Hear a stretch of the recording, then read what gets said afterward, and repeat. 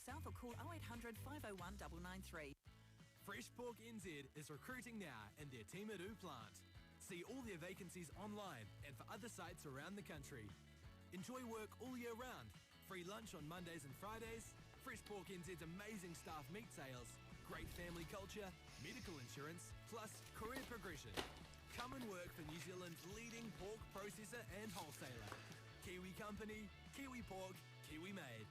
To apply, visit freshpork.co.nz. Kia ora, Karen O'Leary here. I want to tell you about... Well, good morning everybody and welcome along to the 2023 South Island Rowing Championships here on Lake Rui Tanawa. We're expecting a couple of good days racing. We've had a couple of big championship regattas that went off extremely well. We're attempting to go 147 races again today, which is the same as the Canterbury Rowing Championships. And we wish everybody all the very best. Make sure coaches and helpers get your boats on the water on plenty of time. Your coxswains have a life jacket and you play by the rules. The very first race up this morning, we've got the three commentators on board again for the weekend. Millsy and then Clive's coming on a couple of hours' time, and then Ian's coming on after that. The first race up this morning, race number one, coming out of the 2,000 metre block down the eastern end of Lake, is the girls under 15 Coxed Quadruple Sculls. Now there's three heats of it, so it's the first three of each heat will go through to the final, which gives you 9, and then the next fastest out of those three heats, which will give you the 10th threes. Out of lane number 1 in the first heat is Wakatupu. That's their number 2 crew. Villa Maria College, Cromwell, Christchurch Girls, Wairau, Wanaka, Nelson, Marion College, Cashmere High School and Villa Maria College number 3. And they have gone away, so the regatta is on the road. They are in that second, third 500 by the look of it, and at this stage there's only one crew from the outside that's just drifted off a little bit, and lane at number 4, Christchurch Girls number 1, and one in Cashmere High School number 2 is just drifted off ever so slightly as they head towards that 1,000 metre peg. So we should see some great racing today on some really brilliant water out there in the mighty lake of the two monsters. Looks like it's coming out of lane number 3.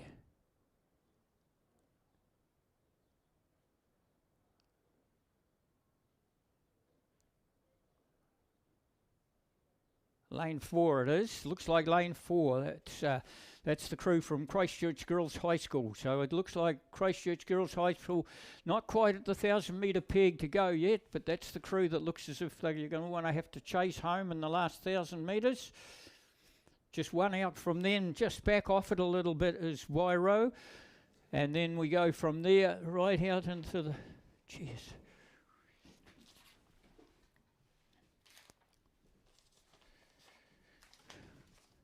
Right out in the middle of the course, Wanaka and Nelson absolutely locked together. They locked together with Marion College.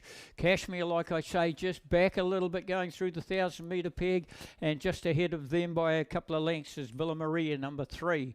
So we go back to the leaders, and she's all up front, coming out of, still out of that lane, number 3.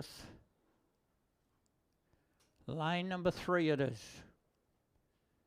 Actually, lane 4 is just back a little bit. I had them, it looked like there might have been something go wrong there because I had them out in front there before. But you know the commentators, how accurate they are. So it's lane number 3. That's the crew from Cromwell. That's Cromwell. That's the Cromwell crew. 2 out from them is Wairau, and also Wanaka are locked alongside them, only about 3/4 of a length away, half a length back to Nelson. Then there's a gap. That's Marion College is about a couple of lengths off them, and Cashmere, and then just ahead of Cashmere is Villa Maria right on the far side. So we still look down to the inside. 2 out from the inside, Cromwell. Then we go Wanaka, the 2 Lakes District crews.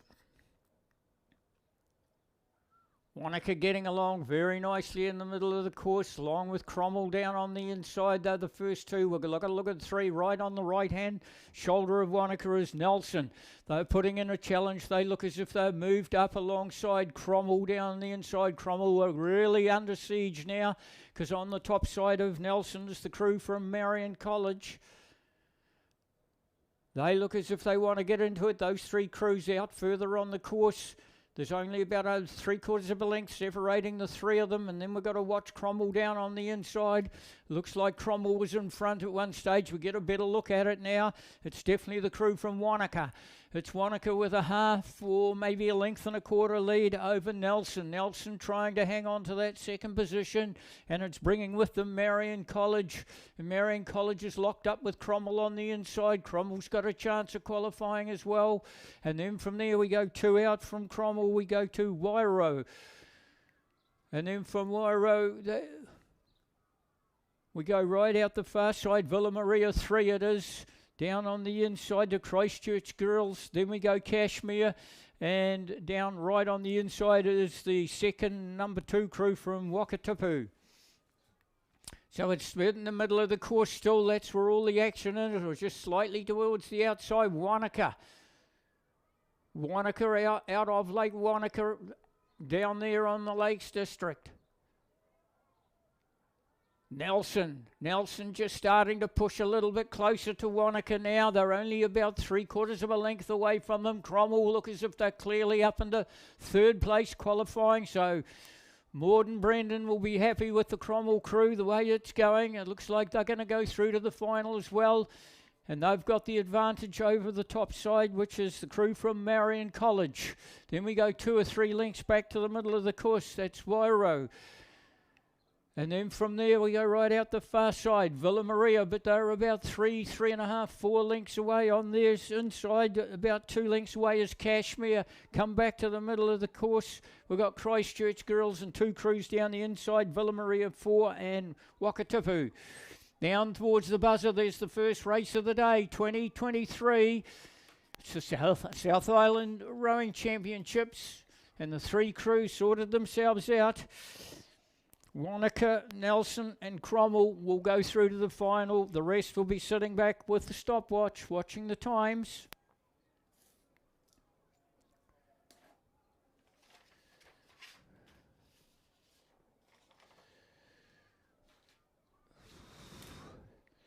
Your second heat has Villa Maria College 1 down on the inside, Wanaka 2 out of 2, Cure Boating Club out of 3, Targa Girls High School out of 4, Marion College 2 out of 5, North End out of lane number 6, Wakatipu's number 1 crew out of lane 7, St Margaret's College out of lane 8, Rongi Ruru out of lane 9, and 10 has got the Cashmere number 1 crew.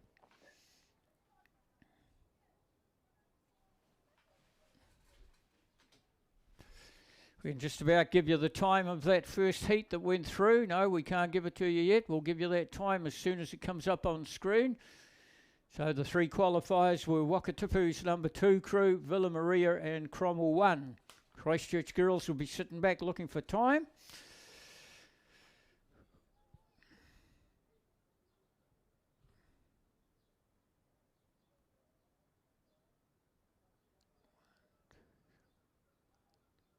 Looks like coming out of lane number 4 in the second heat. Lane number 4 is Otago Girls High School under the coaching of Matt and Lucy.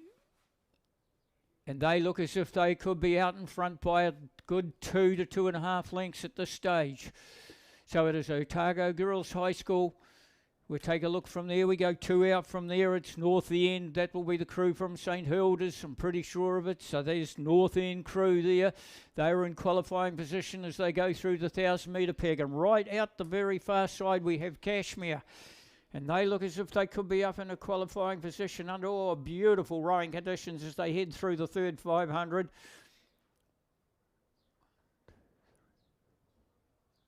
Out of lane number 7 is the crew from Wakatipu.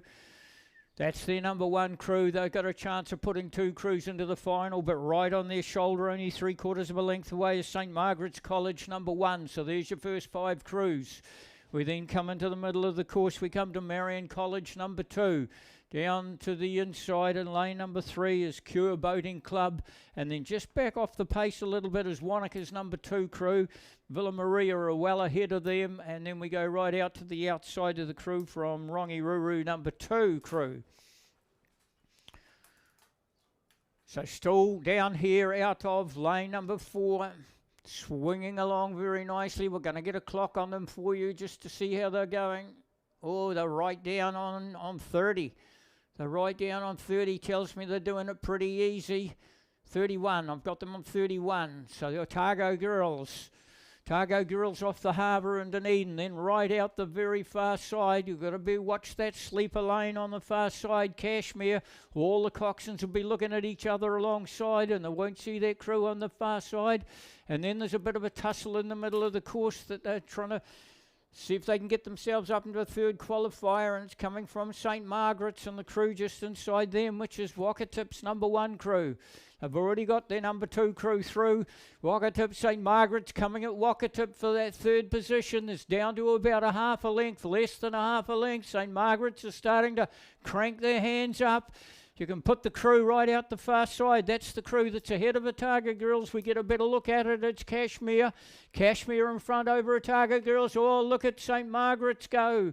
St Margaret's really cranked it up just before they got to the Gold Boys, and they're moving up alongside Wakatip. Wakatip are too slow to respond. And St Margaret's have got a really nice little run on there. But, oh, they've just caught a deep one on the bow side, St Margaret's. Wakatip, you need to go now, Wakatip. Could even be too late.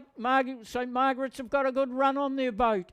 Right out the far side, though, the buzzer's going to go to Cashmere. Second heat of the girls, under 15 coxed quadruple sculls.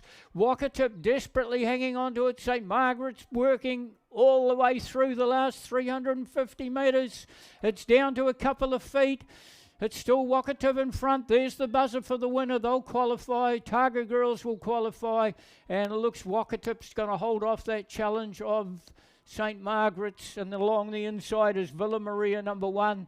Back in the middle of the course, you've got Marion College number 2.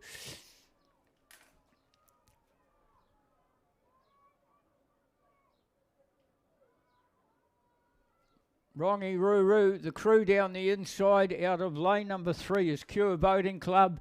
Then we have Rongiruru across the far side. And then down on the inside we have a second Wanaka crew. And in the middle of the course looks like the colours of North End.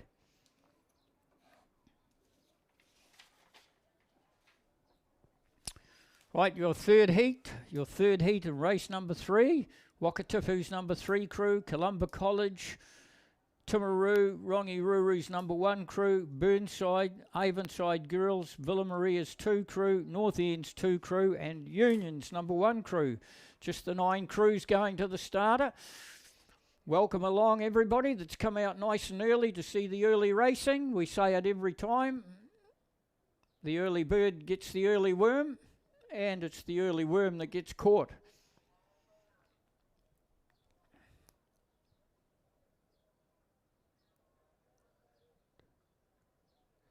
Looks like it's coming out of lane number 5 this time, which is Burnside off the Avon River in Christchurch.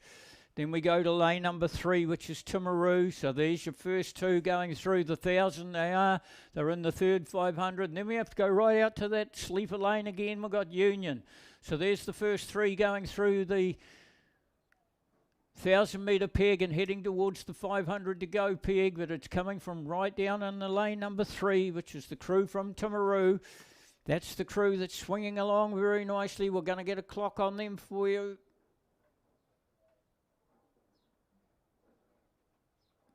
They're on 33.5. So that tells me that once they crank the old hands up inside the Gold Boys, they'll have no need to do that. I'm sure they'll have plenty of races there. Dean will make sure that they're just wanting to qualify.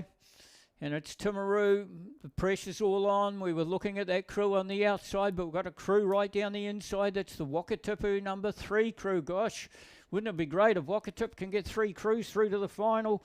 The girls under 15 quads. And they've got a real chance at it at this stage. They look as if they are lying around third place, vying for Union across the far side. And then we go the crew in the middle. We've just got to pick that up for you. It's coming out of 5, it is. It's Burnside. Burnside were in the hunt for that first 1,000. They've got a chance. Still at this stage, it looks like Wakatip or Burnside going to go for the third qualifier. Oh no, maybe they both qualify. Burnside going along well in the middle of the course. Wakatip starting to move now. Wakatip's moving on the inside. I think they've sorted themselves out. I don't think Union's going to be in the hunt now. They're really cranking it up front. 2023 South Island Rowing Championships here on the mighty Lake Ruatanava. Looks like Wakatip. Well done, Wakatip. They looks like they'll get 3 crews through to the final. That's a huge performance from Wakatipu. Timaru will go down using the Craighead blades and the Craighead boat. So they'll looks like a crew from Craighead. They'll go down, take it over Burnside. And Wakatip will get the third qualifier. 3 crews from Wakatip. Then we go right across the far side. Union, they're going to have to look for time. And I can tell you the second heat went through in 8:12.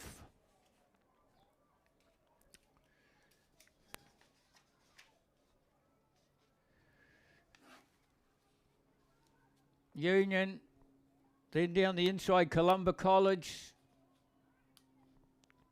Villa Maria 2, North End 2, Avonside, Rongiruru, and it looks like the other Villa Maria crew. So 8:12, the second heat. I didn't get the first heat. The second heat went through in 8:12. So Union will be looking for the clock watch. Your program now moves on to race number 4 already, guys. We've got a race every 4 minutes today, going right through till 5:30. There's just over 1,100 competitors here at the South Island Championships. And we've got 147 races to get through today. Women's senior single sculls. Wakatipu is in lane number 1. Nelson in 2. Columba College in 3. Wairo in lane number 4. Timaru in 5, Union in 6, Targa University in 7, Targa Girls High School in 8, Dunstanarm in 9, and Wakatipu number 2 out there in lane number 10. And we've got a leader that's sitting out in front or inside the last 500. Coming out of lane number 5. It's the crew from Timaru. That's Elsie Torbett from Timaru under the guidance of Dean Milne. And, she may not be out in front. We've got to go to the outside. We didn't look at the outside crews. So those 3 crews right on the outside, which is Otago Girls, Harriet Thompson and Charlotte Lightfoot for Dunstanarm, and Wakatipu 2 for Oliver Key. They are sitting pretty out in front there. They'll come back and do it again tomorrow. It's just the one event. And we do go to those outside crews. So they'll all qualify. It's just that they faster crews, the ones out in front in those 2 outside lanes, will get the centre lanes tomorrow. Again, if you're a novice spectator, you'll see the arrowhead. If you hear the commentators talk about the arrowhead coming down the lake, it's all the quick times go to the fastest time goes to lane number 5, and then it goes to lane next fastest to 6, next fastest to 4, next fastest to 7, next fastest to 3. So as the slower boats flare out on both sides back from the leading crews, it's a visa system, and it just means you should come down with an arrowhead as they come down through the lakes on the final day. So it's Dunstanarm right up against the Otago Girls Sculler. There's only a half a length separating those 2 crews, and then we come to the centre. We come to the crew from Timaru. She's just slightly gone ahead of Wakatip, who is number 2 crew across the far lane. Then we come down to the inside, the rest of the scullers. It's Union. The two down the inside, Nelson, Columba College together. Then we have Wairo and the yellow boat of Wakatip's number 2 crew. Wakatipu. 8:03, the third heat of Timaru went through in 8:03.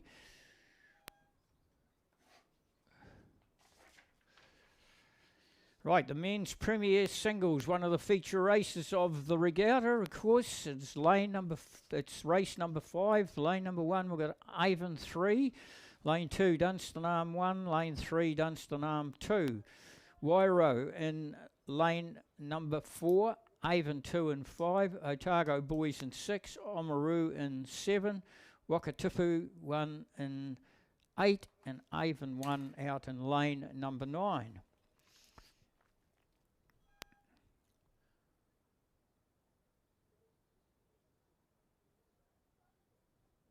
Looks like lane number 8 at this stage. That's Wakatipu. Oh, this young fella from Wakatipu under John Morrison's guidance. Marley King Smith it is. I believe he's just turned 17. I think he won the Canterbury Rowing Championships here in the Premier Grade, and I think he also won the Otago Championships for a 17-year-old. Wow. That is some performance. In fact, I don't think I would have ever seen it being done. So I'm taking he will be gearing himself up for a crack at Mardi Cup. I would imagine he's still at school, was just turning 17. He has got pressure put on him today, though, but the crew down on the inside, it's only qualifying. It's coming out of the second lane from the inside. It's Angus Kenny, originally out of Targa Rowing Sheds, and Dunedin now rowing on Dunstanarm. And then we go a big line up from there. We go 2 out from there. We go Wairau, which is Fred Vavasur for Wairau.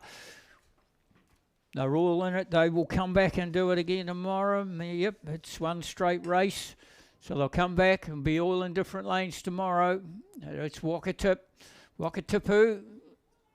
Across the far side, this young fella that does all his training on Lake Hayes. I don't know how big this guy is. I have never met him, but he's obviously very, very strong through the water to be able to be this age and compete at this level. So the second buzzer is going to go to Dunstanarm 1, and then alongside them is Wairo, and then right out the very far side to Avon number 1, just inside him, the white of Otago Boys. It's a good row from the Otago Boys sculler as well. And then the second Dunstan crew, that's Jack Pearson, down the inside to Sam Hogan for Avon. And in the middle of the course was the Avon number 2 crew, Sam Wilson. So we'll be interested to see what Marley can do as far as his time goes. We can give you the time of the women's senior single sculls. It was an 8:23. 8:23 was Otago Girls High School, which was Harriet Thompson. Dunstanarm number 1, that's Charlotte Lightfoot, and Timaru, Elsie Talbot.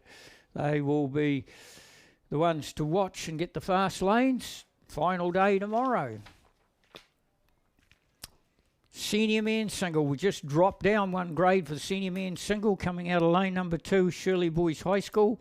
Then we go Otago University, Dunstanarm, Shirley Boys number 2 crew, Cure Boating Club, Dunstanarm's number 4 crew, Nelson number 1, and Burnside's number 1 crew. Tim Chapman for Shirley Boys, Flynn Ellison for Otago University, Gerard Wall for Dunstanarm, Oliver Ellis for Shirley Boys 2, Will Rattray for Cure, Denzel Edwards for Dunstanarm 4, Flynn Mercer for Nelson, and Morgan Fryer for Burnside.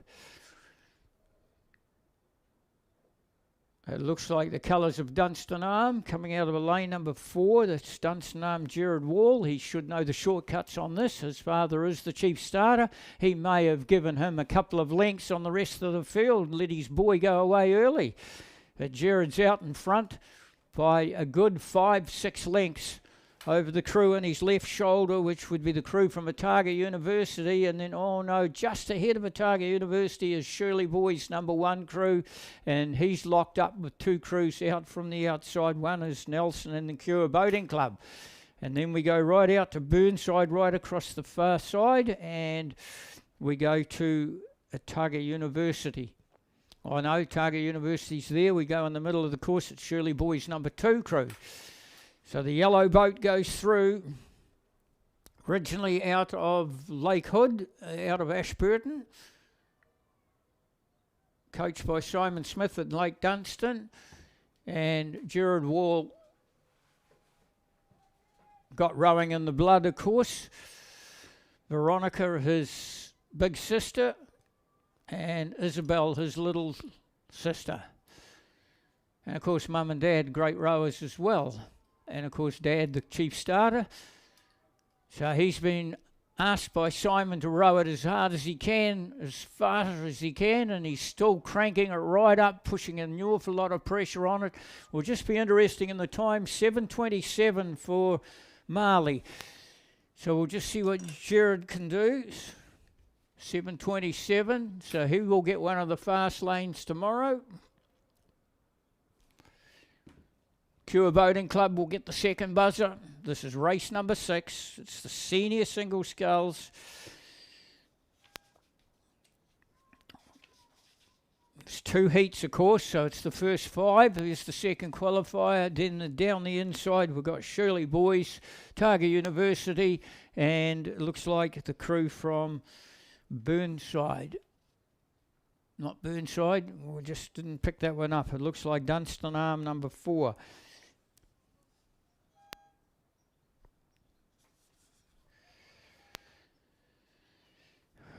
Just the 5 of them will qualify. The second heat's got a couple of scratchings. If you've got a day sheet, Dunstan Arm number 2 has been scratched, and Avon number 4 has been scratched. This is the second heat with 5 qualifying. Down on the inside, Tristan Gregory Hunt is Wairo is out of the lane number 2. Out of lane number 4 we go to Avon 3, which is Lawrence Birch. Otago Boys High School, Harrison Thod. And then we go to Timaru, James Patterson. Otago University 3, Quinn Taylor Black, and Avon number 1, we've got William Talbot. 5 to qualify. Dunstan Arm went through in 7:31, just slightly slower than the first heat at 7:27. So this shall be an interesting final. Oh no, this is senior anyway. Marley was in the gun opens. Avon across the far side. There's a tussle between Avon, which is right out the far side, and Wairo right down here on the inside. Brilliant water conditions here on the mighty lake of the 2 monsters, and it's the Wairo sculler down on the inside. So Tristan doing it, oh, I don't know if he's doing it nice and easy. He looks like he's up and around the 35 mark. You can just see the body language and the leg drive as he pushes through. He wants to keep himself out in front.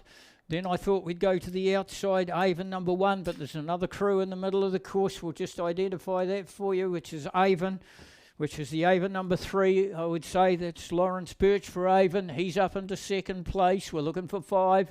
Then we go to Avon across the far side.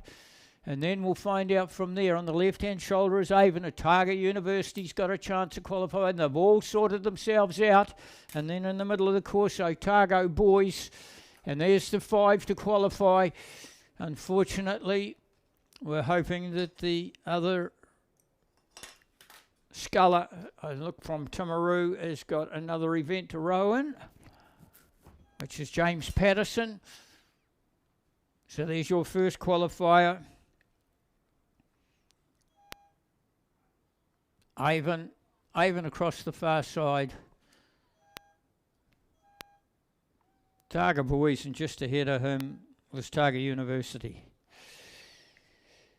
So 7:31 was that first heat of the senior singles. Your program moves on to race number 8 already, coming out of the 2,000 metre concrete blocks down the Bokken end. If you've got an opportunity and to pop up there and just see. It's a silent area, of course, and just see how everything is all going up at the start, and just see the advantage and the disadvantage that anyone gets, which is nil. Chief starter, of course, Justin Walls, helped out by Barry Clydesdale and Jared Mulvey out at the start this morning. Boys under 15 Cox Quadruple Skulls. Looks like it's only going to be the one race.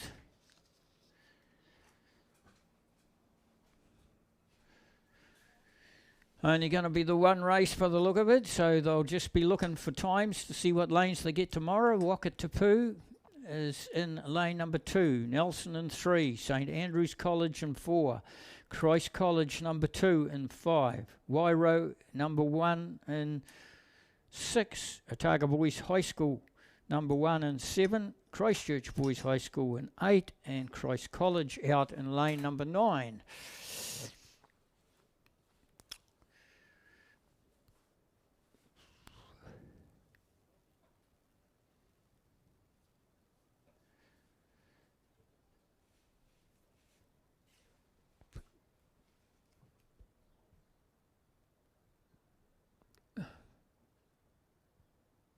Oh, great racing here with the Octables.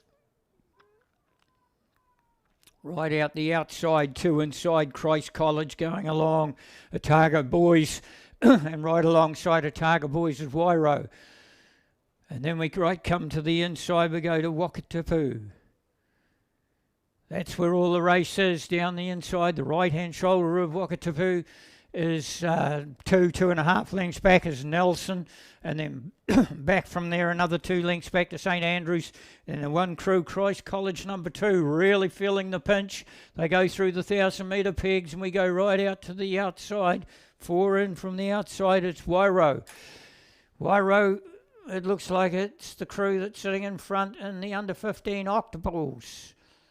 A new event in Damati Cup about 6, maybe 8 years ago. The Octapoles, when they first got it came on the program, there only used to be about 2-3 crews entered. Now you have heats in this event.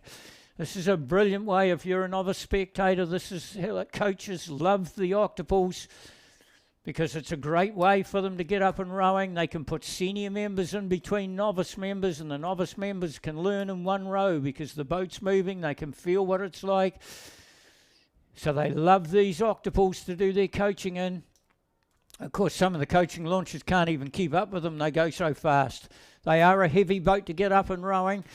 They sit deep in the water at the start, and you've got to get them up and running, so the racing starts need to continue on for a good 30 to 40 strokes before they really get to move. 16 blades, 16 oars in them. Wairo doing a great job out in front, watching everybody trying to get closer to them. I'm sure it'll be just getting the fast lane tomorrow, and that'll be the lane they're in today, of course. It'll be round about there. Then we go back to a little 2 lengths, 2.25 lengths back to the inside crew, Wakatipu. And then we go on the right-hand shoulder of the leading crew, which is Otago Boys. Nothing between Otago Boys and Wakatipu. And then we go right out the very far side to the white of Christ College number 1. Christchurch Boys feeling the pinch along with Christ College's second crew and the second division in behind them. On the right-hand shoulder is Nelson and St Andrews, and down inside the Gold Boys you can hear the coxswains dishing out their commands. It's Wairo. Wairo down and coming up with 100 metres to go. On their right-hand shoulder, up into third place, Christ College, which is Otago Boys. Then we go down the inside, Wakatipu's up into second place. There's your first 3. They'll go back and get the fast lanes tomorrow. Wairo goes down to get the buzzer. A length and 3/4 ahead of Wakatipu, who in turn are only a length ahead of the crew from Otago Boys. There's your first 3. Then we go 2.5 lengths back to Christ College. Back down on the inside here to the yellow boat of Nelson, the blue boat of Nelson's. Alongside them, St Andrews, a length away, and the 2 crews still just learning the game at the back of the field. which is Christchurch boys and Christ College's number 2 crew.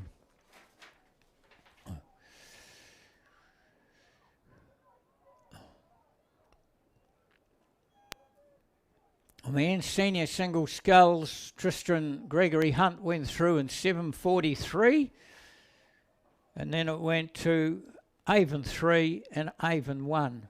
Targa boys, Targa University, Timaru, Dunstanarm and Avon. Right, the men's club coxed 8s. The men's club coxed 8s, it looks like we have 2 heats of the men's club coxed 8s. No, we have the men's club coxed 8s, race number 9, race number 10, the women's club coxed 8s, straightly after it. 2 minutes past 8 should have been the start time. They are right on time.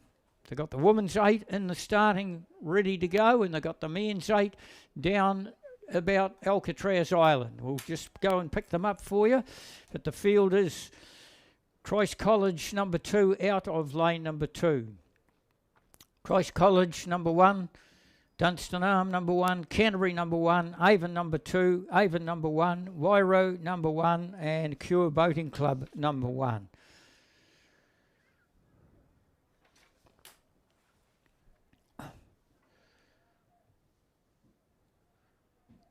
They're not at that 1,000 metre peg yet. We go right out to the outside.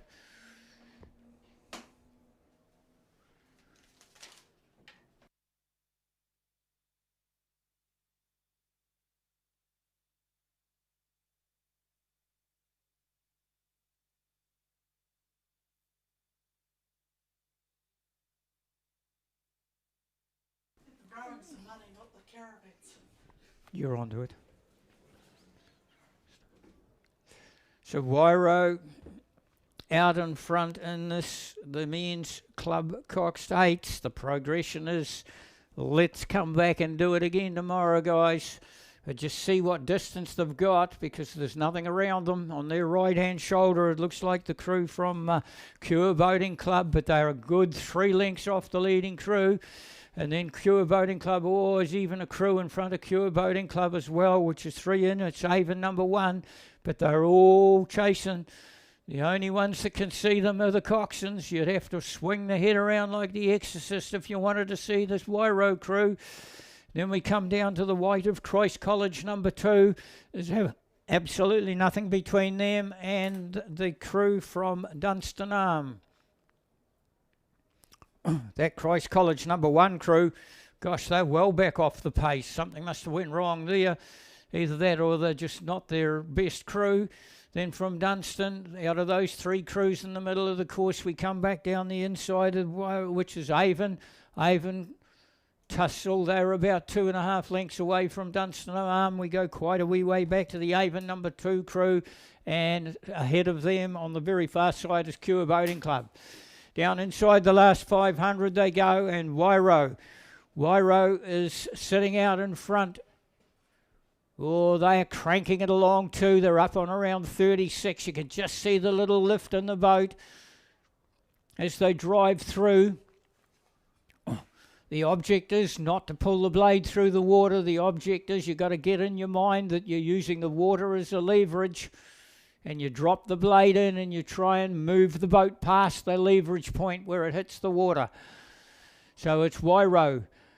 Wairo out in front, coming down the 100-metre buoy line. They're still that clear of a good 3 lengths clear. Dunstanarm clearly moved up into second. 3/4 of a length away is Christ College. And then we go 2 lengths back, 2.5 lengths back to Cure Boating Club. Another 2 lengths back to the Avon number 1 crew down on their left-hand shoulder. And then this next Avon crew, the Avon number 2 crew, and quite a distance back to Christ College number 2. Wairo goes down and we'll get the buzzer. 2.5 to 2 3/4 lengths over Dunstan. Dunstan got 3/4 of a length over Christ College. That's their number 2 crew, Christ College. And then we go out that far side. We have Cure Boating Club off the Waimak River in Christchurch down to Avon. The 2 Avon crews together, and we'll just get a time on it. The boys under 15 Octopo went through in 6:56. That was Wairo. And then Wakatapu was second, Targa Boys third. All those crews will get the quick lanes tomorrow for the big final.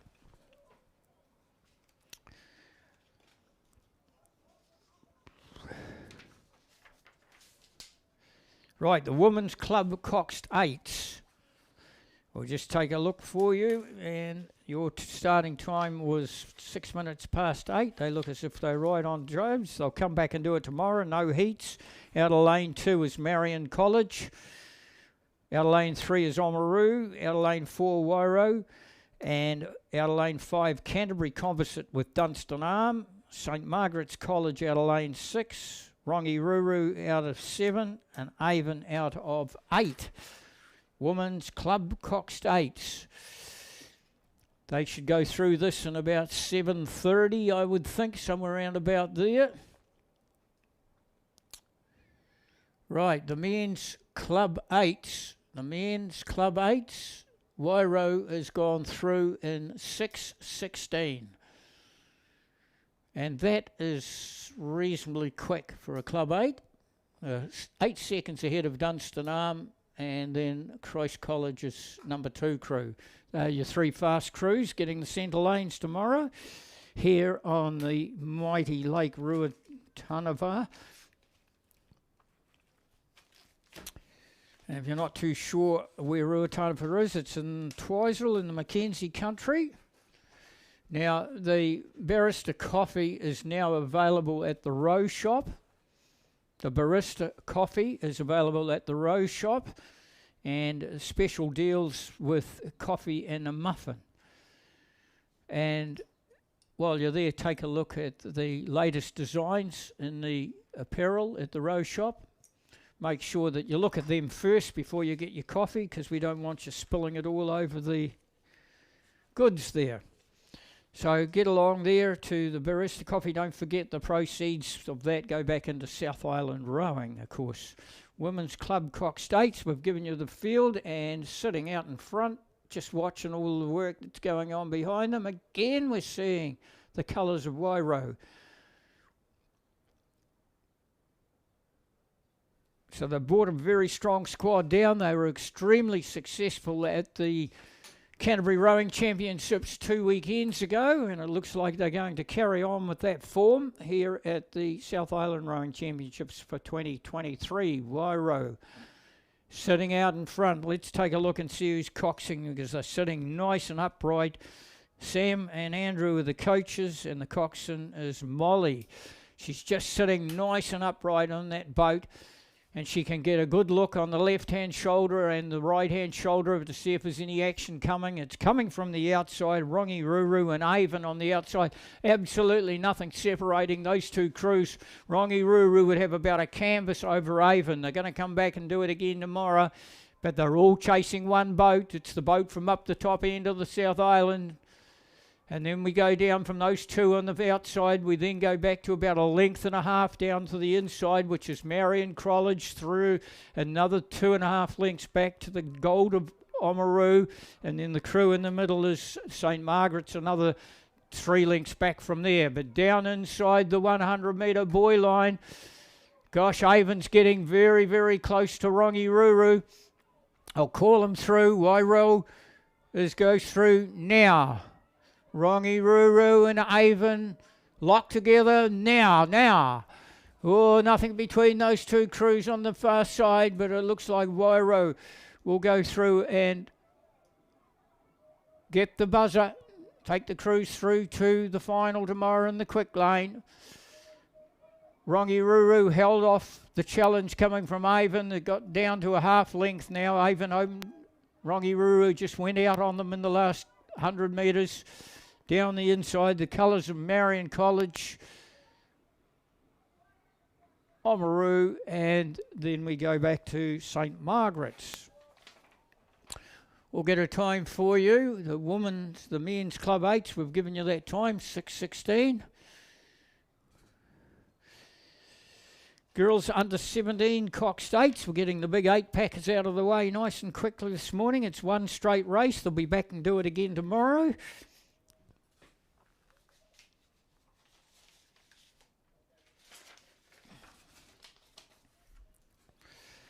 Out of lane number 3, St Margaret's College. Out of 4 is Rongiruru. Out of 5, Christchurch Girls. Out of 6 is St Andrew's College. Out of lane 7, St Margaret's number 2. And out of lane 8, Villa Maria. And you'll notice on your day sheet that every crew comes off the Avon River in Christchurch. So no under 17s from anywhere else but Canterbury. Oh, we've got a line up here, guys. Looking for the fast lane. Right down on the inside is St Margaret's number 1, and only a half a length away from them is Rongiruru. These two crews, there's very little between them, and then there's about 3/4 of a length back then to Christchurch Girls High School, and then we go back to the other 3, but they are about 3 lengths off these leading 3, and that is led up by St Andrew's number 1, another 2 lengths back to St Margaret's number 2, and another length and a half back to Villa Maria. But it's in them right to the 2 crews down on the inside.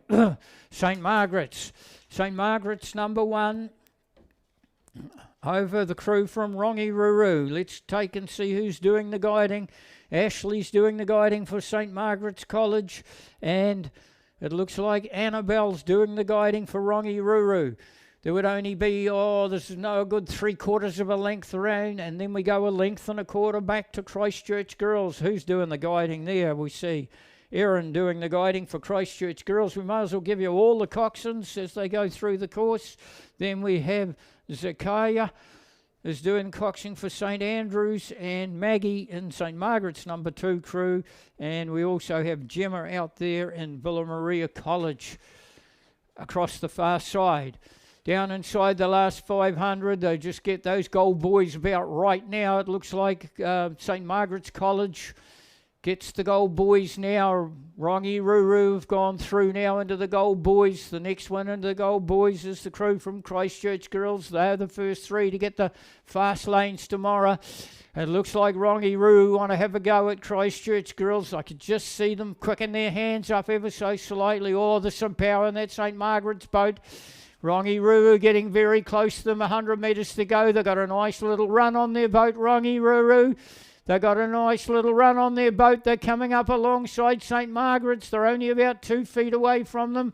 So they head through this row of boys. That run of the boat's still going. They cranked it up inside the 300. They're down to about 2 feet now. Going right up alongside them, down towards the buzzer. St Margaret's will hold it out by about a foot. They've just opened up a bigger gap now on Christchurch Girls because they sprinted home. By gosh, come Marty Cup time, guys. There's a little word from somebody that's been around rowing a long time. Don't go at the yellow boys. You have got to go 400 out if you want a gold medal at Marty Cup. And you've got to get that run on your boat before anybody else does, because once you get the run on the boat, you can make up 3/4 of a length inside those yellow boys. I shouldn't be telling the rowers, I should be telling the coaches. 7:09. The men's club 8s went through in 7:09. Oh, sorry, the women's club 8s went through in 7:09. That's a wee bit quicker than what I would have thought. They're usually about a minute slower than the men's. The men's went through in 6:18 or 6:16. And the ladies have gone through in 7:09. So that's a pretty good row from Wairo. Women's Premier Single Sculls. It looks like it's one straight race, so they'll come back and do it tomorrow in different lanes. We have Canterbury out of lane number 3. We have Otago University out of number 3 crew out of 4. We have Otago University 2 out of 5. Otago University 1 out of 6. Avon 1 out of 7. St Andrew's College out of lane number 8.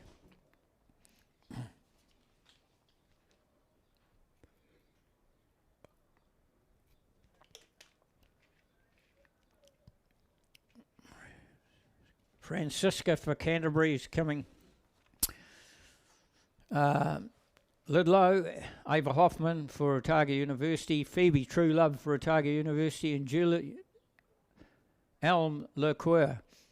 Sally Weilers out of Avon, and Freddie Toddhunter for St Andrews.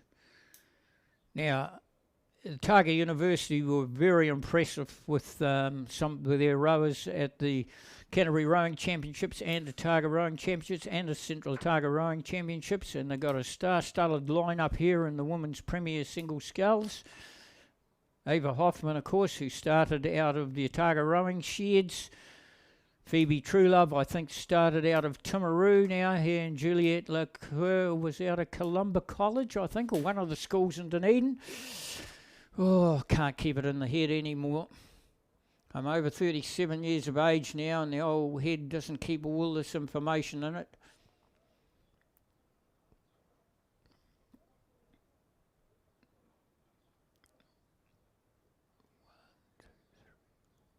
It's coming out of lane number 6, which is Otago University's number 1 crew. So it's Juliette from Otago University, and she's got a commanding lead over the rest of the field. On her left-hand shoulder is her row clubmate, which is Otago University 2, Phoebe Truelove. And then on her left-hand shoulder is Ava Hoffman for Otago University 3. And I think going through the 1,000-metre peg and in the third 500, it's the 3 university scullers that are sitting out in front. And then we have to go quite a wee way of 2, maybe 3 lengths back to Avon number 1, Sally, and St Andrews Freddie right out on the far side, and she's locked up with the inside lane, which is Canterbury. But Otago University, like I said, have gone very well at the championship regattas, sitting 1, 2 and 3 as they head down towards the last 500 metre peg. In fact, they've gone through the last 500 metre peg. Special welcome along to you guys down there, all your supporters from Christ College down there, Marion, Cure, all those tents down there. Tell you what, we wouldn't have a regatta if it wasn't for you spectators getting in behind the rowers. We appreciate your support. We also appreciate the support that the volunteers do, because without the volunteers, of course, the spectators wouldn't be coming along. I think I took a walk down from the 500 metre peg to the 1,000 metre peg at the Canterbury Rowing Championships, and we had camper vans supporting the rowing all the way through to the 1,000 metre peg, right through to the 1,000 metre peg, which is something I've never seen even at a Māori Cup or a New Zealand Rowing Nationals. And that was 2 weeks ago at the Canterbury Champs. They were right down to the 1,000 metre peg. So we welcome you along, even though the speakers don't go that far.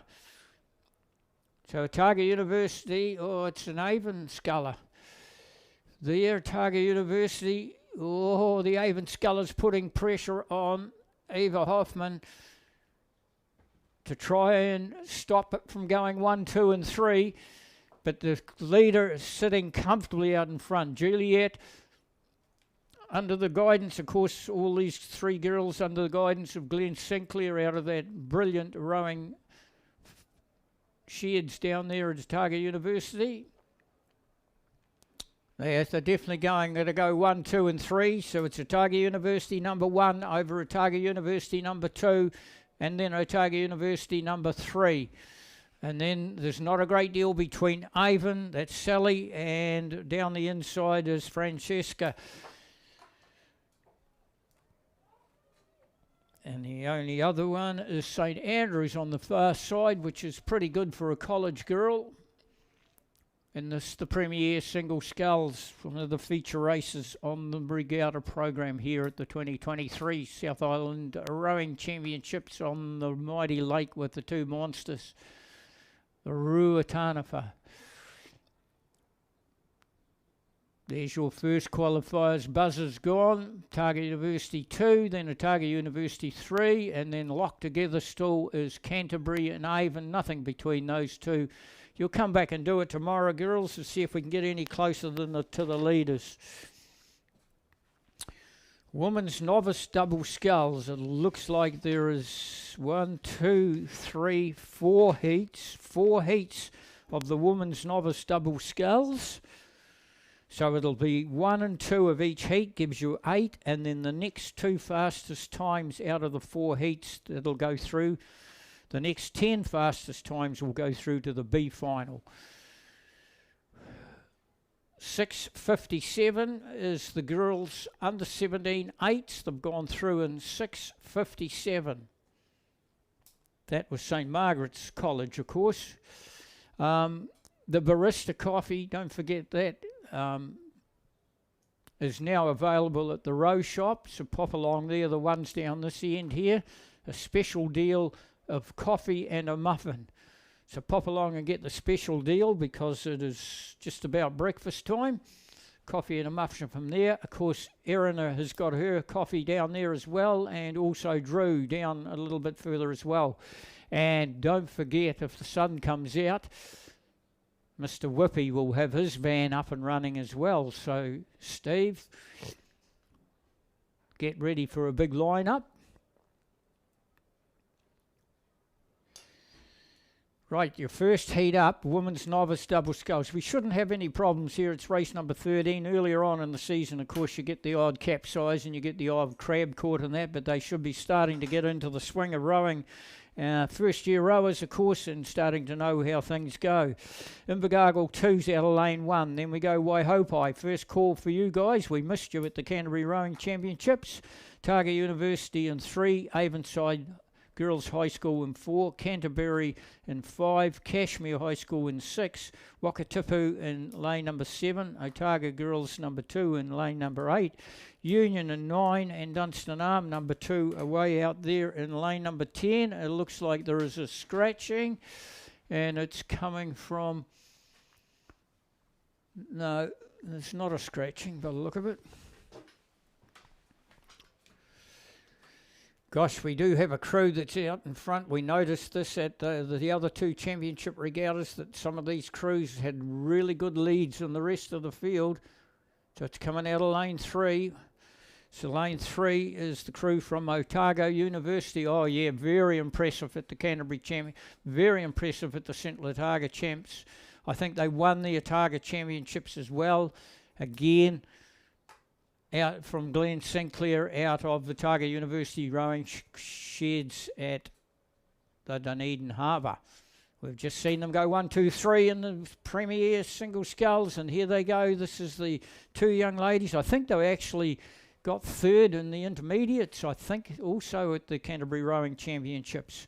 Otago University, Matahari, Hannah Matahari and Mahana Butler. Glenn Sinclair and George Bushell are doing the coaching of these 2, the novices, and they are a couple of big, strong girls out of the university sheds. And, of course, it just shows you when you get an older combination, or when I say older, they may be older than college girls, and a little bigger and a little stronger, and they're coached correctly, then this is what happens, guys. They're sitting out in front and watching everybody else trying to catch them. We then go over to Wakatipu. So Wakatipu across the far side. Oh, where do we go from there? Gosh, down the inside we maybe go to Invercargill number 2 under the guidance of that great panel. I think there was a scratching. I think Dunstan Arm was scratched right across the far side. So it's Union. Union perhaps up and with a challenging chance. Oh no, these 2 crews have sorted themselves out to qualify. So it's going to be Otago University will be get the fast lane, or one of the faster lanes, depending on what happens in the next heats. We'll try and keep an eye on the times for you. They don't appear to be coming through as quick as what they used to. But we can give you the time of the women's Premier singles. The University 1, Juliet, went through in 8:10. Inside 100-metre buoy line goes Otago University again. Really starting to build on their rowers. Well done, Glenn. They're really going well, and they're just starting to get a few rowers. Generally, they'll just come up with a double or a pair combination. They've got quads racing here as well. Wakatipu, they'll go be the second qualifier. That's Billy and Lily. Oh, no, it's not. It's down the inside. It's Amy. I'm sure that it's the young lady Key. Yeah, it is. Shane doing the coaching for Wakatipu. And then we come right down the inside of Invercargill. Penny and Frank for Maddie and May. You can make a TV series out of that. And then right across the far side is that crew from Union, which is Paige and Arabella, and Lisa and Connor doing the coaching there for the novices.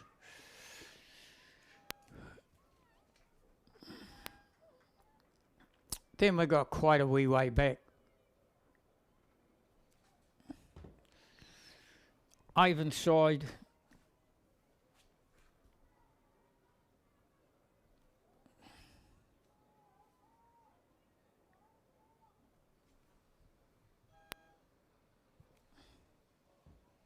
Kashmir, it looks like, and then we go back again to the rest of the crews, which is across that far side, which is Otago Girls 2, Canterbury, Waihopai.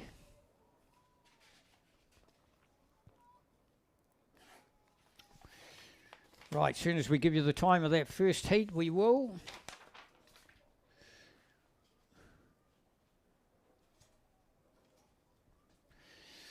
We go back up and we'll see if we can pick up that second heat for you. They're only just gone through the island at Alcatraz. That's the naughty island where they put everybody.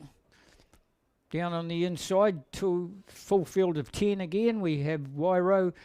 That's the number 2 crew, Oamaru 2 crew, then Ashburton 2 crew, Otago Girls number 1 crew, St Andrews number 1 crew, Union number 3 crew, Timaru number 1 crew, Villa Maria College number 2 crew, Burnside High School number 1 crew, and Dunstan Arms number 1 crew.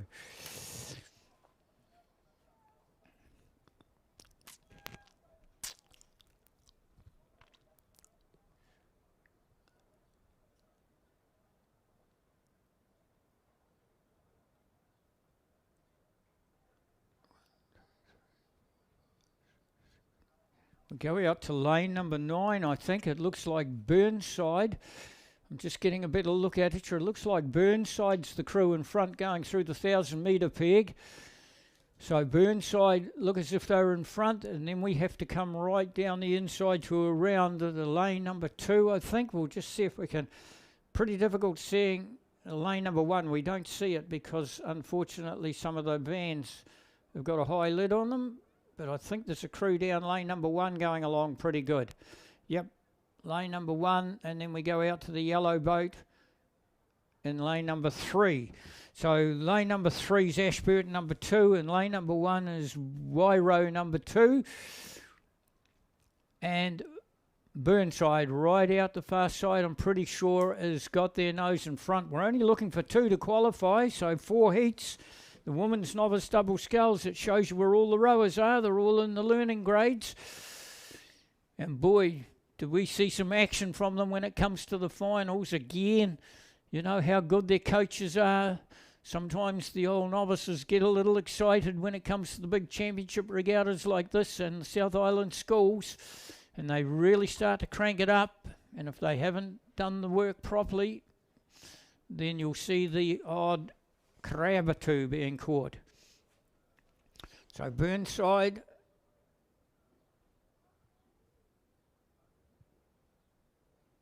oh, the stroke girl from Burnside has a wee look across. We'll go across with her. You have to come all the way across to the boat from Ashburton. Ashburton clearly up into second place now. We'll just see if we can give you where the rest of the field are. So Ashburton up into second place. They look like the 2 qualifiers. Then we go 3 lengths back to Wairo down on the inside. That's their number 2 crew. And then from there we go into the middle of the course. We go to St Andrews. Just on their left-hand shoulder is Otago Girls. Then we come right out the very far side. We go to, it looks like Villa Maria number 2. No, it's on the top side of Burnside. It's Dunstan Arm. Then in the middle of the course, we've got Timaru, Union. Back down the inside to Oamaru number 2. And then there's another couple just off the back. That's Union just off the back. And Villa Maria. Oh, I saw the Villa Maria girl have a look around. We'll go and see what she's looking at. She's looking at the gold of Oamaru down on the inside. But back to the leaders, and it's still Burnside. Oh, I don't know. There's very little in it. Burnside looked as if they had a comfortable lead going through the 1,000-metre peg. It might, oh yeah, they've still got a comfortable lead. So it's Burnside off the Avon River in Christchurch. Where do you do your training camps, Burnside? because this crew's looking pretty good. Let's give the coaches a plug here. Oh, it's Molly Mates is doing the coaching of this side. No wonder they're that good out in front. One of the top coaches out of the Canterbury area, Ashburton. They do all their rowing on Lake Hood there in Ashburton. Justin Wall and Mary Hefford, it's the combination there. Justin Wall, their chief starter. You saw what he done. There's a boy that rode earlier on. They're going to qualify as well. So Ashburton will get the buzzer for a qualifier. Burnside is certainty. That's a big win.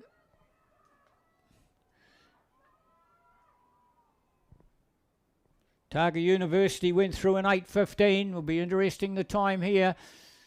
It'll be hard to beat Otago University when it comes final day. So there's the buzzer for the first. Burnside and Ashburton will take it. Then looking for time. Wairo down on the inside will be looking for time. Dunstan Arm across the far side next. Then we go in the middle of the course. It looks like the colours of St Andrews. And they're sandwiched up between Union on one side or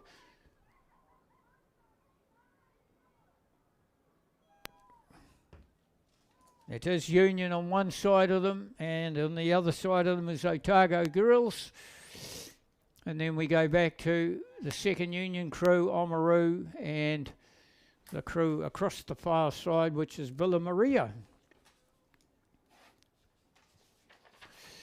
We'll get you that time. The first heat went through in 8:15. That will be the quick heat. That's the crew that's got to be beat. Third heat, down the inside, Oamaru, Otago Girls 3, Villa Maria 1, Ashburton 1, and Invercargill 1, Twizel 1. First call for you this morning, Twizel. Welcome along. You've travelled a long way to get here. Timaru, number 4, and Union, number 2, and Wairo, number 1. And again, we're seeing a crew out in front. You can guarantee it'll be Twizel. It is indeed. The bow girl from Twizel looks across. They were ultra impressive. They had a crew on the dais at the Canterbury Rowing Championships, Twizel. And they're just starting to build again, and that's because they've got a coach that knows an awful lot about rowing. Been there, done that. Then we have the gold boat again, which is Ashburton. So Ashburton looking to get 2 crews through. Again, they will be coached by Justin and Mary, which they are. So it's Twizel. This combination has just got better and better each regatta, and I think they will be a force to be reckoned with come the South Island Schools and or Māori Cup, because they just seem to get better for every row. They know the shortcuts on the course, of course, over the 2,000 metre. They'll know where the shortcuts are, so they'll take the shortcuts to get the quickest time. A very impressive Kelvin. The girls are going really, really well. Ashburton will have their second crew through to the final. We can give you the first heat went through. Burnside went through in 8:55. Then from there we have this big long gap again. We do the 2 crews on the far side. We have Timaru alongside them. Out in lane number 9 is Wairo. And then we come down, nothing separating the crews down on the inside, which is Oamaru, Villa Maria and Invercargill. And then stuck in behind them is Otago Girls, and there's another crew way back off the pace, which is the crew from Union by the look of it. It's the Union number 2 crew. And we'll come up with that time with you as soon as our computer can keep up with us. Like I say, we used to be able to get the times as soon as they went across the line, but we obviously, because of the live streaming, it's putting pressure on the computer system, and we just take a wee while to get them up.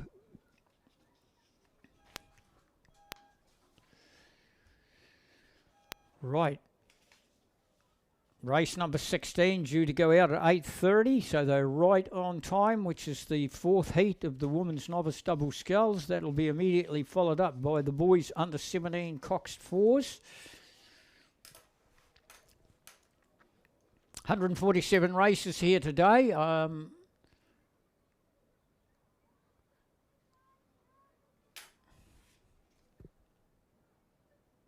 Morning, Grubby.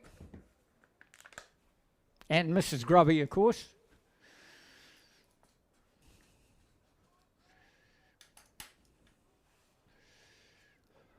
Just over 1,100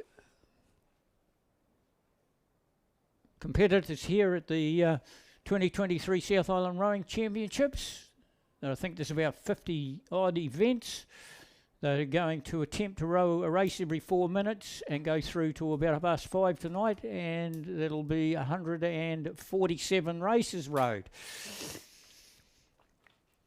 Your fourth heat has Timaru 2 in lane number 1, Dunstanarm 3 and 2, Rongi-Ruru in 3, Marion College in 4, Wahopai in 5, that's the number 2 crew, Twisel's number 2 crew in lane number 6, Invercargill's 3 crew in 7, Avon 1 crew in 8, and Wairo is lane number 3, is number 3 crew out in lane number 9.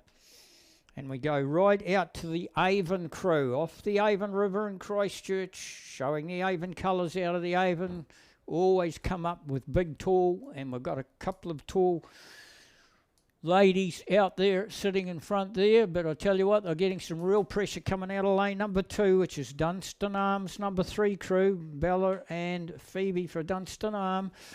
Down on the inside, the Avon crew is Jessica and Emma.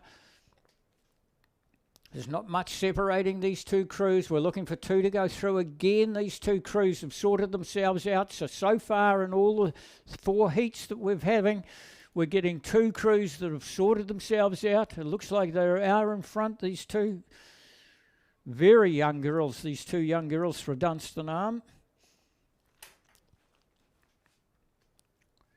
Avon up into second. Again, like I'm just saying, we've got 4 heats and we've got 2 crews that sorted themselves out for qualifying well clear of the rest of the field. So Avon's up into second. On the right-hand shoulder of Avon, about 3 lengths, maybe 3.5 lengths down is the crew from Wairo. And then we go in the middle of the course. That'll be the white of Invercargill in the middle of the course. That's the Invercargill number 3 crew, Abby and Drew. Penny and Frank do the coaching for them down there on the Ariti River, down on Burt Munro, and where they grow pineapples. They grow pineapples down in Ariti. Tropical weather down there. You never get any waves on the Ariti River. That's why the Invercargill crews are going so well. Dunstanarm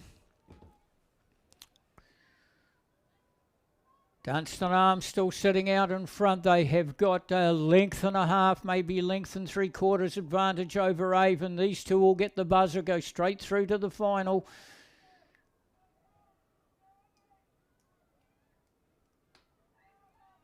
That's your little girl out there, Heather. Down towards the line they go. Bang, bang goes the buzzer for the 2 qualifiers. Then after that we go 3.5 lengths back to Wairo. And then we come in the middle to Invercargill. And then we come back down. There's a bit of a line-up coming. It's Timaru, but these are all 4 or 5 lengths away. Rongi-Ruru alongside them. Marion College in the middle. Alongside Marion College is the Waihopai crew. And then we have the second Twisel crew. That second heat of the novice double sculls have gone through in 8:25. Oh, that's the third heat. 8:25 for the third heat. Your program moves on to the boys under 17 Cox 4s. It looks like it's a straight race. They'll be back and do it again tomorrow in different lanes. Down out of 3 is St Andrews College. Alongside them, St Bede's College. First call for you this morning, St Bede's. Welcome along. Nelson number 1 in the middle in 5. St Andrews number 2 in lane number 6. St Thomas of Canterbury, first call for you this morning. And St Bede's number 2. And you'll find that it is down on the very inside, which is the crew from St Andrews. We're just going to get a clock on these guns. We're getting into the gun boys now. The under 17s, 1 drop down from the Marty Cup green. But there's very little difference time-wise from the under 18s and the under 17s, and on numerous occasions, especially in the single scull, we'll see the guy that wins the under 17s is entered for the under 18s and goes and wins that as well. We see it a lot in both male and female.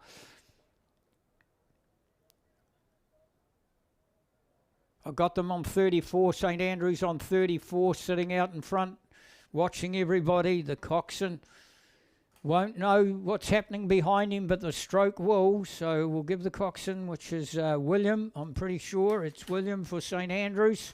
He'll make sure he's got that boat smack bang in the middle of the boys, and he's heading for the great big valley up in the end of the lake. St Andrews. Then we go right out the far side to the St Bede's. There's about a 3 to 3.5 length distance back to St Bede's number 2.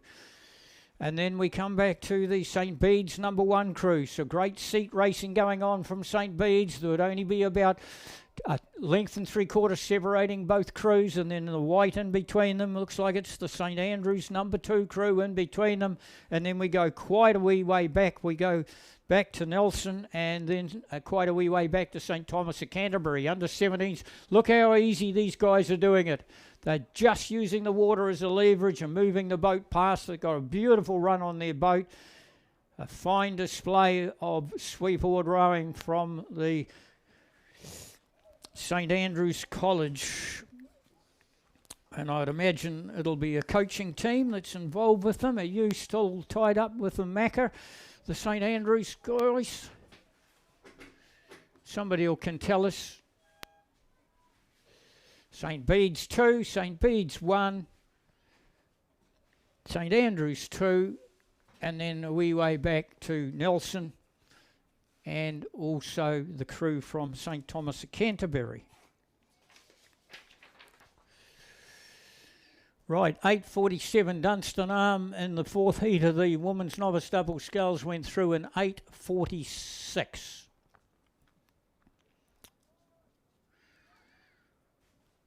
You'll most likely get the times up and the placings up quicker on Rowit if you've got your phone in front of you.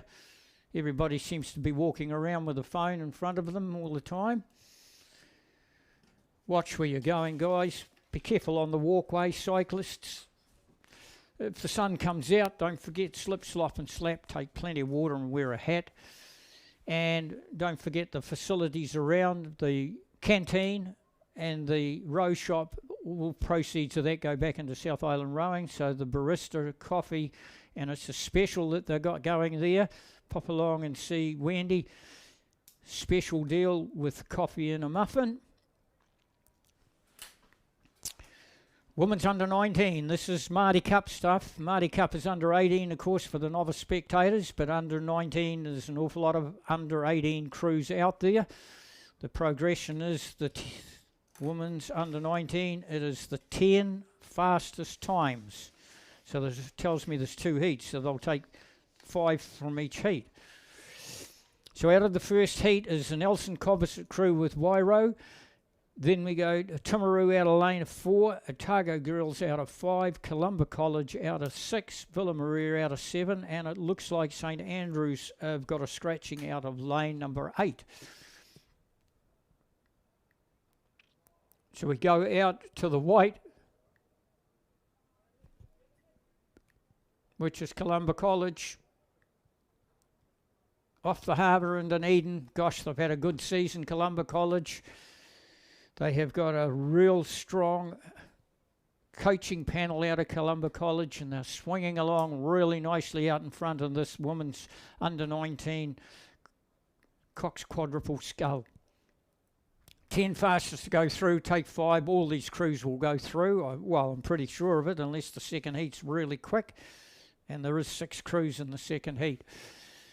So it's Columba College. Now they've got about a 3-length advantage over 2 in from them, which is the crew from Timaru. And Timaru's getting a little bit of pressure put on them from Otago Girls. There's your first 3 crews. Otago Girls would only be a length away from Timaru, and then we go 4 or 5 lengths back to Villa Maria, and another 4 lengths back to the crew on the inside, Nelson Composite with Wairo.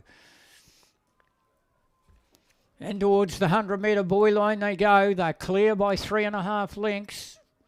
Columba College, just pushed a little bit harder. The coxswain had just done a call, 100 metres to go. And you could just see the little push coming from their legs. They didn't quicken up the hand speed. They just done it with leg drive. And they've just gone out to another half a length, so it's now about a 3.5 length advantage. Still nothing between Timaru and Otago Girls. Timaru got a half a length over Otago Girls as they go down towards the buzzer. Columba College, gosh, they're getting out for a nice reach, that Columba College crew. Then the buzzer, Timaru, half a length ahead of Otago Girls. That'll be a great race when it comes final day. Then the colours of Villa Maria. These crews well back off the pace. Nelson, and that's the field.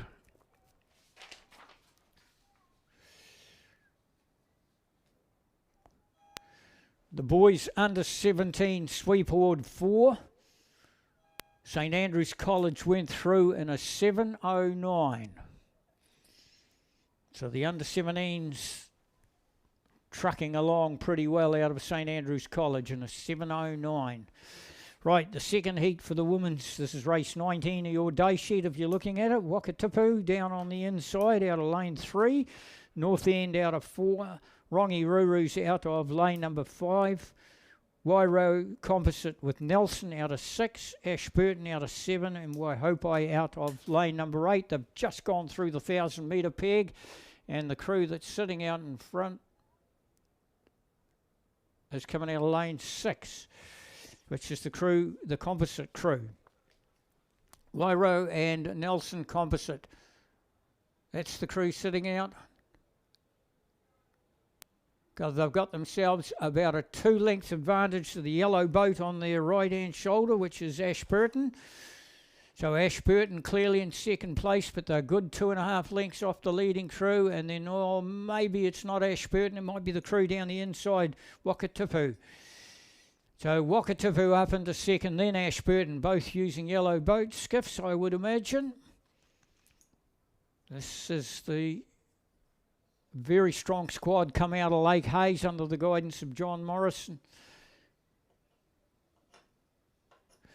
I would imagine that John Alexander has a wee bit of help in those crews, or are you just helping out the novice crews, John? Doesn't matter what, they've always got a very strong coaching panel coming out of Lake Hayes. You almost can get a better look at it now. I think you'll find the Wakatipu crews in front. So it's Wakatipu in front. They would have an advantage of about 1.5 lengths over the composite crew. And then we have to go 3 lengths back then on the left-hand shoulder. It's Rongi Ruru. And then right alongside them is the crew from North End. That will be a St Hilda's crew. And then just back off the pace by about another 3 or 4 lengths is the crew from Waihopai on the far side. Well, there's nothing much between these two crews. Wakatipu. Coxon has a wee look across. We'll go with them. The composite crew has 1 Wairo rower in the stroke seat and then 3 Nelson rowers. They were about just on 2 lengths behind this Wakatipu crew. They're just cruising, sitting just there, sitting out in front, knowing they have to be in the top 10 crews. Wakatipu. Inside, keep those eyes straight down the lake, ladies. They're on about 34 to 34.5. 34 3/4, I'd say. And then we go into the middle of the course. They've still got that 1.5 lengths advantage over the composite crew. Then we go back 3 to 3.5 lengths back to the yellow boat of Ashburton's, down the middle to Rongi Ruru, another 3 lengths back, and another 2.5 lengths back to North End, and another 4 lengths back to the crew on the far side, which is Waihopai off the mighty Reedy River again. There's the buzzer, just over 1 length clear for the composite crew, and then we go that 3 lengths back to the crew from Ashburton, 2.5 lengths back to Rongi Ruru, 2.5 lengths back to North End, and 4 lengths back to Waihopai.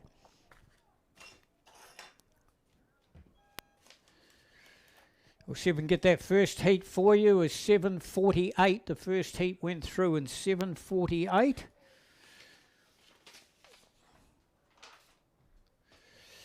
With your program moving on to your race day program to race number 20, which is the men's novice coxed fours. It looks like the first 5, so it tells us there's 2 heats. First 5 from each heat give you the 10 boats for the final. The rest are eliminated. In the first heat, we have out of lane 2, Oamaru. Lane 3, Shirley Boys 4. Lane 4, Nelson. Lane 5, Shirley Boys. Lane 6, St. Bede's College 2. Lane 7, Shirley Boys 2. And lane 8 is St. Andrews number 2. Shirley Boys, all 3 crews have drawn each other in the first heat. Men's novice coxed 4. Oh, we've got a crew down in the goal down on the inside that looks to be out in front. Oamaru. Off the harbour there in the wee 500 metre sprint course at Oamaru, and of course they do have sheds here on Lake Ruatanava, so they're like Twizel, they'll know the shortcuts as they come down through the course. It is Oamaru sitting out in front in the first heat of the men's novice Cox double sculls at the 2023 South Island Rowing Championships here on the mighty lake with the 2 monsters.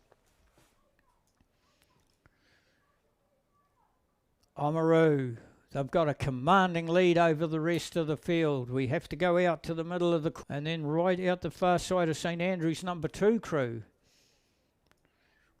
Well, these crews may have only just started rowing to be that far back, I'd say. They certainly haven't had a full season's rowing, not to be that far back.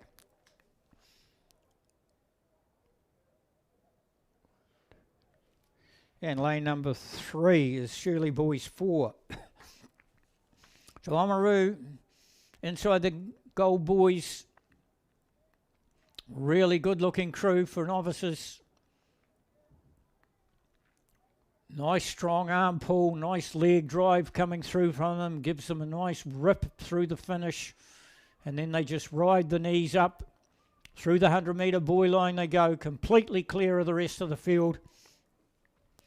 Nothing for the commentators to get excited about today. We like close finishes when it comes finals day. We're going to see it in the novice double sculls of the girls, that's for sure. Out of 4 heats, the 10 qualifiers just sat out in front, no trouble. There's the buzzer for the first heat. First 5 to go through. Second buzzer will go to that Shirley Boys number 1 crew. They'll bring along with them St. Bede's number 2, and then they bring along Shirley Boys number 2. So that's the first 4, and the 5th qualifier will be, Shirley Boys. So Shirley Boys are going to get the 3 crews through to the final. And then a long way back to St. Andrews, and a long way back again to... Just check who that crew is back there. It's the Nelson crew.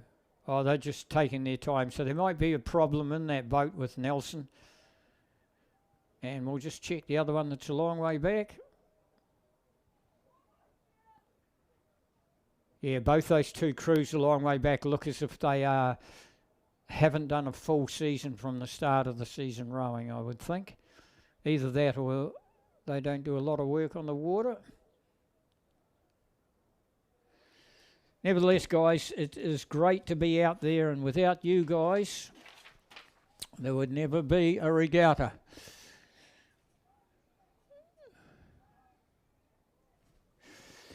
Right, your second heat again. We've got the 5 to go through. Christchurch Boys High School, Shirley Boys number 3 crew, Ashburton in the middle, Timaru alongside them, St. Andrews number 1, St. Bede's number 1, and Nelson number 2.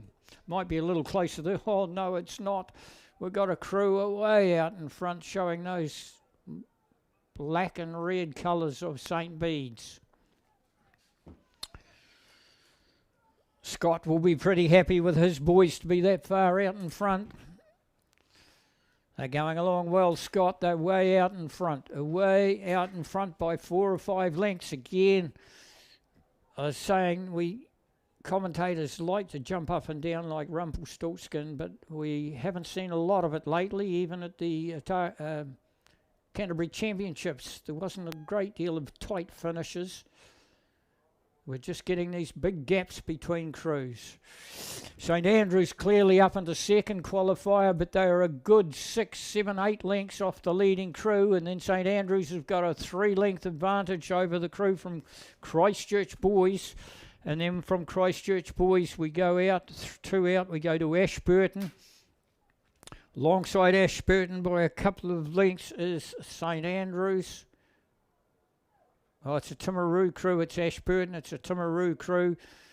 And then we go out further again. We go to the crew from Nelson. That's their number 2 crew. And another crew well back off the pace. It is that Shirley Boys number 3 crew. So not necessary 5 to go through. Oh, yes, it is. It's 5 to go through here, not the 10 fastest. Inside the 100-metre buoy line goes St Bede's. St Bede's off the Avon River in Christchurch. They most likely have a training camp on the Waimak River. They had their training camp at Dunstan Arm. And I was told that they were getting 130 kilometres a day out of that training camp. The water was so good for them up at Dunstan Arm. And it's now just starting to pay off, because once you see the senior crews go, the crews under the guidance of Dale Maher, you'll see them absolutely sizzle through the 2,000 metre course here. St Andrews, they'll take the second buzzer, and then we go back another length and a half to the Christchurch Boys crew, and then we go to the yellow boat of Ashburton's. They will also qualify alongside Timaru, and then the other 2 crews will be looking for time. No, they won't be. They'll be hoping they've got another event to row, which is Nelson and Shirley Boys number 3 crew. The starter is really ripping them through the course, because the boys under 16 double scull is well down through the course. They're looking at 1, 2 and 3, which gives you 9 out of 3 heats, and the next fastest out of those 3, and then 4, 5 and 6 and the next 2 fastest to the B final.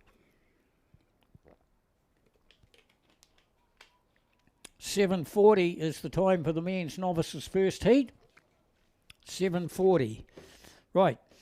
Lane 1, Timaru, Kashmir in 2, Oamaru in 3, Otago Boys in 4, Wairo in lane number 5, Burnside in 6, St Andrews in 7, Wakatapu in 8, Nelson in 9, and St Bede's number 1 has been scratched. The boys under 16 double scull race 22 of the program. And the gold of Oamaru down on the inside, along with Timaru right on the very inside. That's the crew. Timaru down on the inside. This is Ben and Peo. Brian and Jamie are doing the coaching of these novice boys. Although they're under 16. They row like under 16s too. Look at them. They're nice and cruisy, this Timaru crew.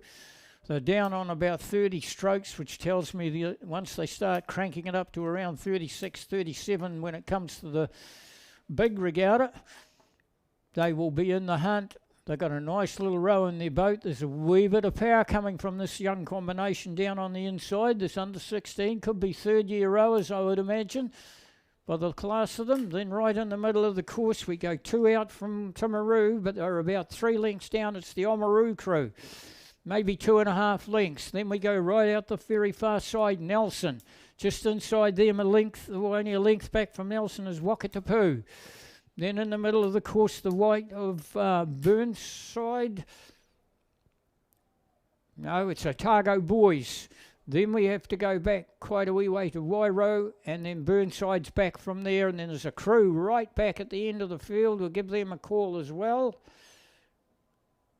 showing the St Andrews colours.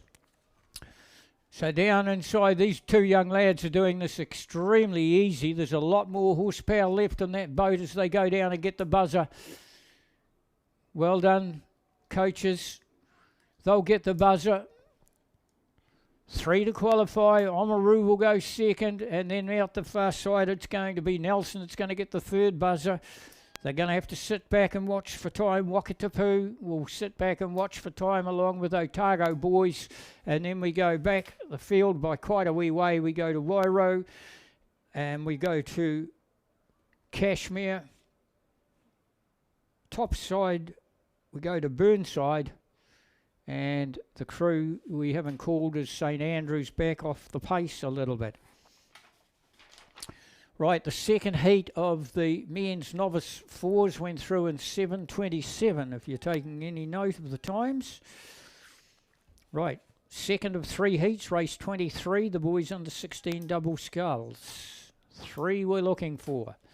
Well down through the course, we have Cashmere number 2 crew, Otago Boys number 2 crew, Nelson number 2 crew, St Thomas of Canterbury, Otago Boys 3, North End, Ashburton, Wairau, and St Andrews College number 2 crew. It's right in the middle. Coming out of lane 4, it is St Thomas of Canterbury, Carter and Isha. Stack coaching panel. That'll be Pat McQuinn. Will have something to say about these good guys. They're sitting out in front. I'm sure Pat will be helping them out. And then we go right out to the far side, but they're about 3 lengths down off the leader is the crew from Wairau. Just inside them, Ashburton, another 3 lengths back, and just ahead of Ashburton, we see on the top side of the leader, which is Otago Boys. There's the first 4 vying for positions. All the rest look as if they're in the second division, which is Otago Boys number 2 crew. Then we go alongside Nelson 2, and then we go out the far side to North End. Ash, right out the far side, St Andrews, Ash, and then there's a crew way back off the pace again. Gosh, this surprises me, which is a crew from Cashmere. Down inside the boys, absolutely nothing between these 2 crews sitting in front, which is Wairau out wide. They're both going to hit the... Oh, it's just in front of them. They have just got an advantage for the Nelson crew. Oh, no, it's St Thomas of Canterbury. Same colours if you're a colour-blind commentator. St Thomas of Canterbury, half a length clear of Wairau. And then we have Otago Boys. And they've got a half a length clear of Ashburton. So there's your first 4. And behind them, then we go Nelson. Second Otago Boys crew. Middle of the course is North End. Out the far side, St Andrews and Cashmere.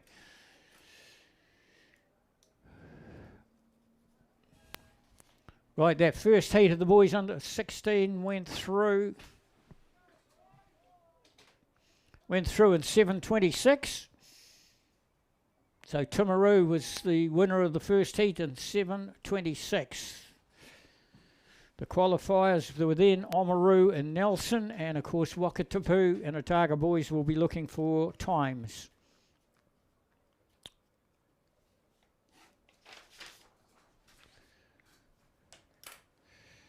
Right, that third heat well down through the course now. Christ College, Otago. Well, welcome Otago. First call for you this morning from Millsy.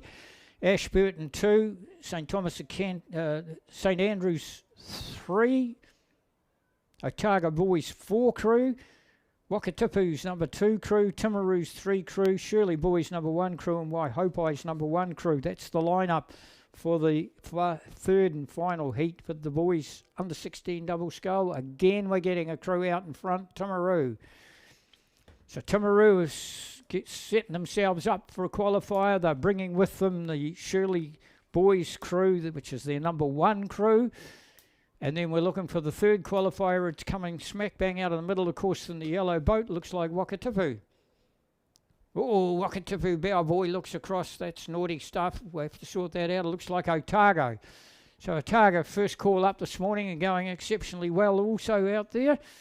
But the crew sitting out in front is the crew from Timaru, Luke and Mac from Timaru. And they are clear of their right-hand shoulder, Shirley Boys, Noah and Ollie from Shirley Boys. And then we come right down the inside to go in the middle of the course to Wakatipu. And that's Harry and Jasper. Otago, the next one up after the qualifiers. So the Otago coach will be looking the stopwatch out, looking for times. Don't forget the first heat going through in, well, that second heat it was, 7:47.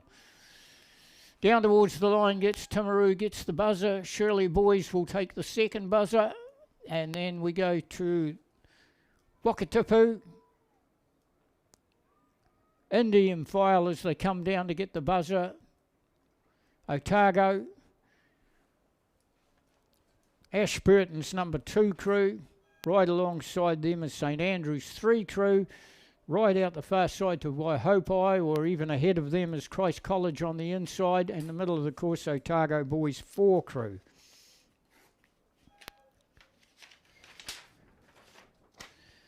That's the 3 heats of the boys under 16 double. We then have a scratching if you've got a day sheet and you're keeping up with the rowing. You've got a scratching out of lane number 6 in race 25, the men's Masters single sculls. They come in from the 1,000 metre peg. Yeah, I hope Dr. Tim's here. They only rode the 1,000 metre peg. That's because some of them are creeping up in age a little bit now, and it's too tough for them to row 2,000 metres. Isn't that just hunky-dories? An awful lot of these masters will be rowing the 2,000 metre course in intermediate grade and club grade. This is the single sculls. Grant McKenzie's out there for Invercargill. And we've got the age here, but we're not going to tell you. Dave Galbraith does the coaching of young Grant. Grant is a big stalwart of rowing there in Invercargill. He's a great helper around the Invercargill rowing sheds. Dave looks after him, and he absolutely loves his rowing. In fact, it's been the best thing that's ever happened to him. I'm not going to give you the age of these rowers, but Theodore Hudson is Union's number 3. He goes off go. It's a handicap race if you're a novice spectator and never seen Masters racing before. It's a handicap. The older guys go off go, and then they handicap them as they get younger and younger off the backers. Also off go is Avon 3, Steve Glenn. Union 4, he's off go. That's Matthew Sutherland. Avon 1's out. Alexandros, he's out. He didn't want to race today. Union number 1 is off a 7 mark. Benedict. And also down the inside is Grant McKenzie, of course, going off the 7-second mark. So as they head down through the course, it is Union. It's the Union sculler in lane number 3. That's Theodore Hudson. He's tracking along pretty well as they head down towards the Gold Boys. There's absolutely nothing separating the rest. The Invercargill sculler is just back a little bit. He's going well today, Dave. He's just right in behind them. And then we have the other Union. There's nothing much between Avon, Union in the middle of the course, and out the far side of the course, the Union again in the dark colours on the far side. So Union, inside the yellow boys he goes.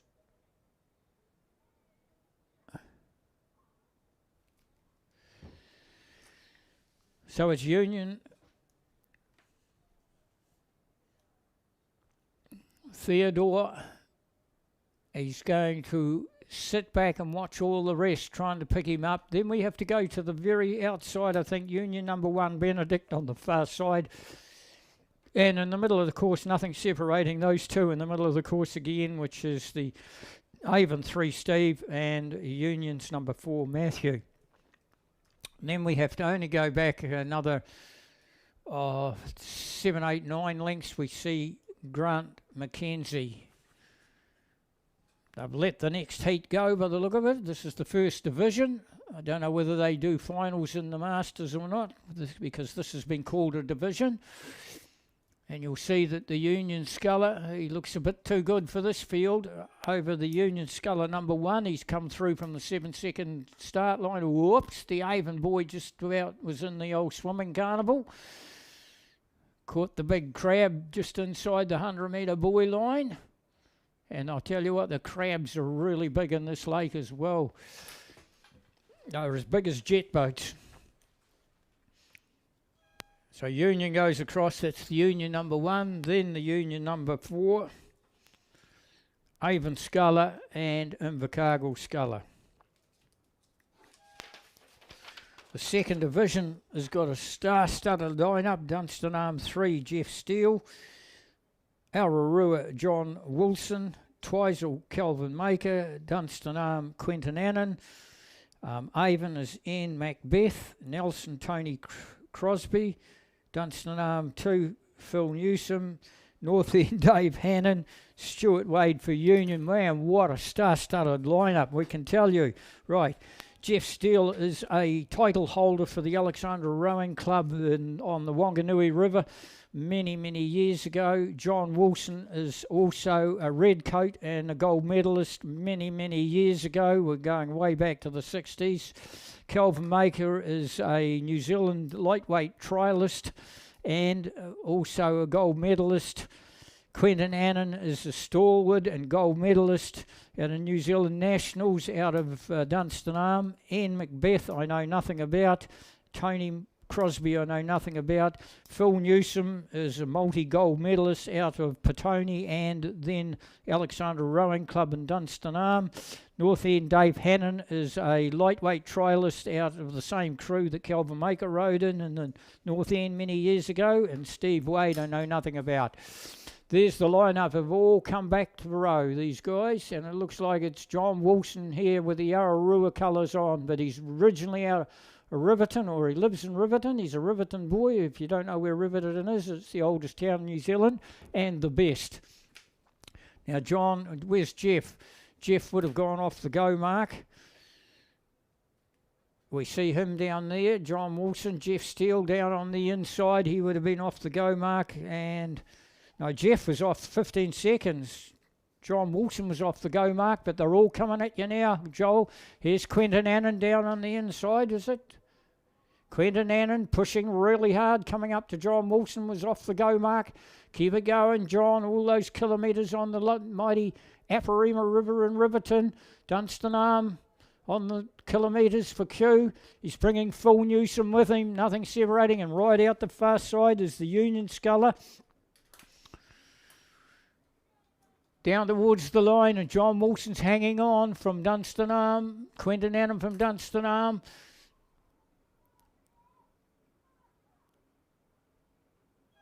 Then we go to lane number 7, which is Dunstanarm. Phil Newsom, he goes across. Just ahead of him is Union. North End, Dave Hannon with his colours on. Down on the inside here, Jeff Steele. Then we go Twizel colours, Kelvin Maker. What happened to you, Kelvin? Did you come in from the 2,000 metre peg?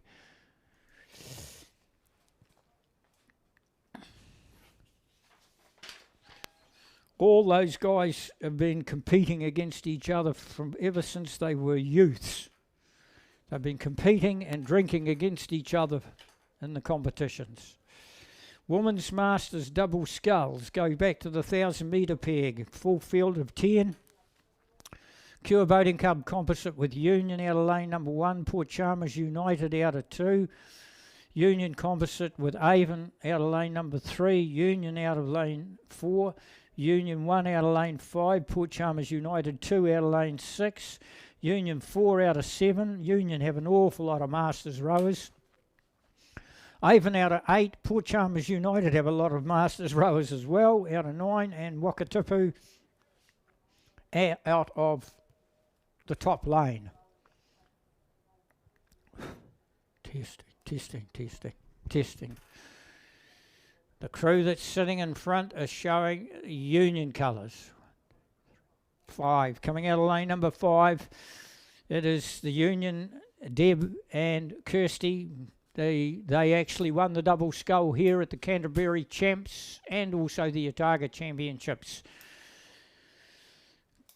Kirsty Mahoney, originally out of the Dunstanarm Rowing Club, and Deb Hamers Ross. I'm not too sure what club she might have been out of, maybe Cure. Christchurch. They're sitting out in front, just a little bit too classy for the rest of the field. 100 metre buoy line coming up very shortly. We go 4, 5 lengths back. We go back to one of the Port Chalmers combination, the outside crew of Corinne and Ellison out the far side. They will be up into second place, and then we have to come back down into the middle. We have another, it's a crew out of lane number 4, which is Union's number 2 crew, Shelley and Wendy. And then right out the far side, the yellow boat of Wakatipu, Anna and Kirsten. And then we go into the middle of the boat. We're looking at, a couple of lengths between all these crews. We go to the second Port Chalmers crew, which is Julie and Judith.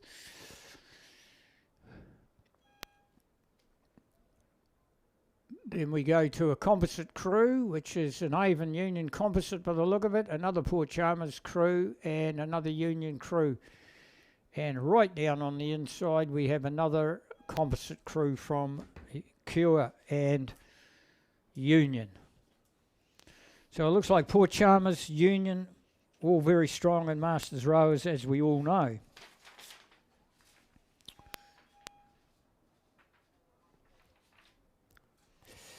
Men's Senior and Premier Coxless Pairs. This is the elite event at all championship regattas. The New Zealand selectors will always look at the Coxless pairs. These are the big powerhouse boys. The guys that can drag the pairs through a 2,000 metre course in a quick time. That's what the selectors look at. There's nothing on the course. They are in the start hands, so we'll pick them up as soon as we can pick them up around 500 metres to go. Class of 94.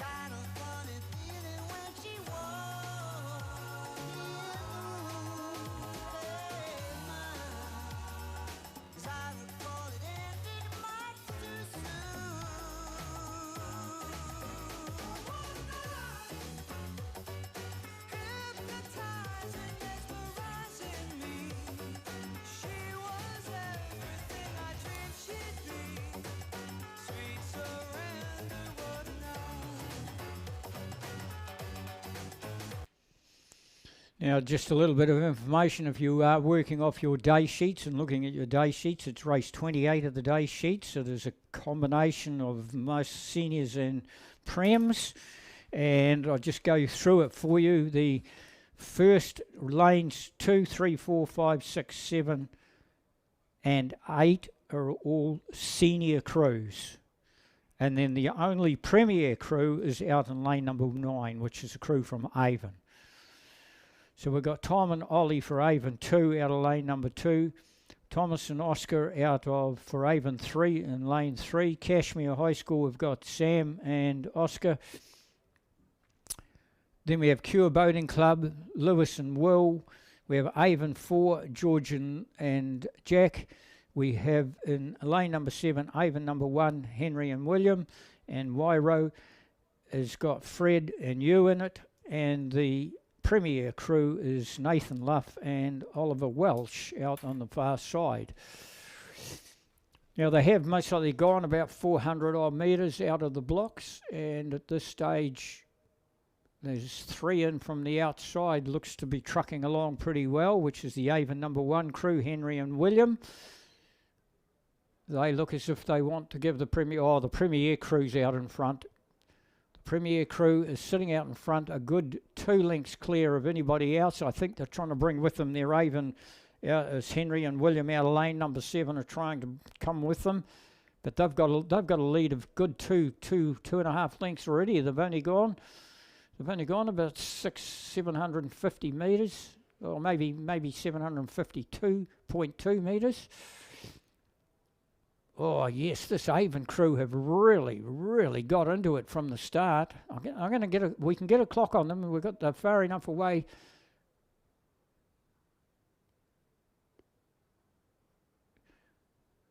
Oh, yep, they're up on 34 and they're almost 35. They're on 35, so they mean business, that's for sure.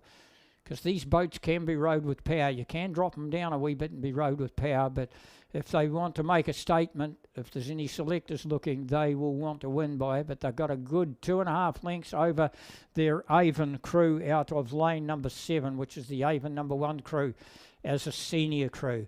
Now they're trying to bring Wairo with them, but they're about 2 lengths down from there. Now that's the outside crews. We've got 3 crews in the middle of the course from there, which are all locked together, which is Avon 4, Cure Boating Club and Cashmere, all locked together. And then we come down the inside, just starting to drift off a little, the 2 crews down on the inside, which is the crew from Avon 2 and Avon number 3. So it's coming from the Premier crew on the far side. Then we go to Avon senior crew, Henry and William. And from there, the 3 crews in the middle. We've got Cure Boating Club, Lewis and Will. We've got George and Jack. And then we have Sam and Oscar for Cashmere. They're all there. I think that Avon number 4 crew is just starting to drift off a little bit now once they've gone through that 1,000-metre peg. So through the 1,000-metre peg they go. Premier at the top end, right across the top side of the lake. It's the Premier crew out in front by a good 3.5, maybe 4 lengths over the Avon number 2 crew. Wairo starting to drift off a little bit, along with another crew in the middle, which is the Avon number 4 crew. Then there's nothing separating those 2, Cure Boating Club and Cashmere. And then we see a move coming from Avon number 2, and he's now moved away from the Avon number 3. That combination from Avon number 3, they've moved away. But back to the leaders, it's the Premier crew, Nathan Luff and Oliver Welsh off the Avon River in Christchurch. They're still 4 lengths clear of the rest of the seniors, Sweetwood rowers. And that's still been chased up by that Avon number 1 crew, Henry Kirk and William Anderson. That's the crew and the seniors, but man, there's going to be some pressure put on them. So 3 out, the college crew from Cashmere. Gosh, they're going along really, really well. They're going to put some pressure on that Avon crew. They're swinging off huge oars. They look as if they're about 5 metres long, those oars from Cashmere. Gosh, they are swinging off big oars. They're certainly longer oars than the crew alongside them. They must be powerful young fellas, young Sam and Oscar. So Joe and Matt, these boys are trucking along really, really well. They've moved up into 3rd place now. They're just starting to open up water from the crew on their right-hand shoulder, Cure Boating Club, who was with them all the way through that 1,000-metre peg. And the biggest mover has come out of that lane number 2. And that's the crew from Avon number 2, Tom and Ollie from Avon number 2. Now they've moved up alongside Cure Boating Club, and they're actually going to have a crack at the crew from Cashmere. They are really ripping it along. I've got them on 36, so it tells me they want to get up into the firing line. They'll come back and do it all again tomorrow. But the crew out in front, look at the beautiful water conditions they've got. Look at the little backsplash they get when they hit the water, and look how far back the wash goes. They have a length clear of their wash, down to 100 metres to go, and they are just too strong for the seniors. Still Avon hanging on to it and moving up. Avon has gone up over Cashmere now and taken over into 3rd place from Cashmere. Cure Boating Club another length back, and then we go quite a wee way back to Avon again. So a very impressive performance from the Avon number 1 crew. Then we'll go to Avon again, nothing separating all these crews really. Cashmere, Cure, they've been alongside each other all the way through the course. Then we go Avon again, Avon. Oh, it's the Wairo combination, then Avon. And they would have sizzled through that course. Now, don't forget the message we gave earlier on, that there's a special deal going down there at the Barista Coffee at the Row Shop. Pop along to the Row Shop and get that special offer, which is coffee and muffin. Race number 29 of the program. That'll take us through to 30 of the program. It's 1, 2, 3, 3, 6, 9. 3 heats of the girls under 16 Cox Quadruple Sculls. And then Clive will be coming on as our second of 3 commentators again today. Welcome along, Clive. You take it that you have had a successful trip down the island. All good, Millsy. Yeah, Clive's all good and roaring to go. 9:22 was the start time there for that first heat. We'll just take that through and we might even have time to change over before the heats. We go to lane number 2, the girls under 16 Cox Quadruple Sculls, the 3 going through and the next fastest out of those 3 heats. And then 4, 5 and 6 will go through to the B final with the next 2 fastest going out of there. In that first heat out of lane 2, Rongi Ruru, St Andrews, Waihopai 2, Burnside, St Andrews College 2, North End 2, Nelson 1, Wairo. That's lane number 9.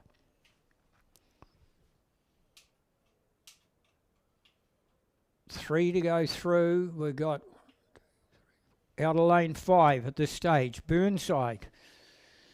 Molly meets his crew again out in front. Zoe's doing the coxing this time. Burnside, oh, I don't know that it is Burnside. There's crews inside them. It's St Andrews, so it looks like it's St Andrews. St Andrews in front over Burnside, and it would be about a length and a half difference between those 2 crew, and then from Burnside we'd only go back a length and 3/4 back to Rongi Ruru down on the inside. There's your first 3 crews. We're looking for 3 to qualify. Then the crew right out on the very far side. That looks like the colours of Nelson on the far side. Oh, gosh, the water conditions are absolutely brilliant down the lake. Nelson swinging along. That's a well-balanced crew from Nelson there. Oh, just when I said so, the bow girl has a wee look across. Leave that to the coxswains, bow girl. It's down here on the inside. It is the crew from St Andrews off the Avon River in Christchurch. They're trying to bring Rongiru with them, but they are about maybe 2 lengths down, and they've got an advantage over Burnside in the middle, all off the Avon River. Nelson are going to try and ruin the party right out the far side. Nelson could even be up into 3rd place. If not, they're very close to it. Burnside are either drifting or we just didn't get a better look at it. We're getting a better look at it now. I think you'll find Nelson is definitely up into 3rd place. Then Burnside drop back to 4th. Or then St Andrews number 2 crew another 2.5 lengths back. And then we go quite a wee way back to Wairo. Across the far side, and then there's a couple of crews way back off the pace. Gosh, again we're seeing these crews way back off there. It looks like the dark colours of North End 2, and down here it looks like Waihopai. So back to the leaders, and it's St Andrews. It is St Andrews that's out in front. They've got a 3-length, Nelson, almost Nelson up into 2nd over Rongi Ruru. It's most likely Nelson up into 2nd. We're looking for 3 to qualify. It's now on between Burnside and Rongi Ruru. St Andrews have got it. Nelson will take the 2nd buzzer. 100 metres to go. There's your first 2. Burnside's got the advantage over Rongi Ruru now. And Burnside's going to get the 3rd buzzer. Oh, gosh, there's only a half a length in it. Can Burnside come home? They're too slow with the hands. Rongi Ruru too slow. You've got to crank them up. It's too late. Look at the different hand speeds between Burnside and Rongi Ruru. Haven't done the speed work yet. And they've gone out now to a 3/4 length qualifying 3rd. There's St Andrews go through. The buzzer doesn't appear to be going. Oh, yes, it did. Nelson, Burnside, Rongi Ruru will have to look and see what they get through on a time. St Andrews.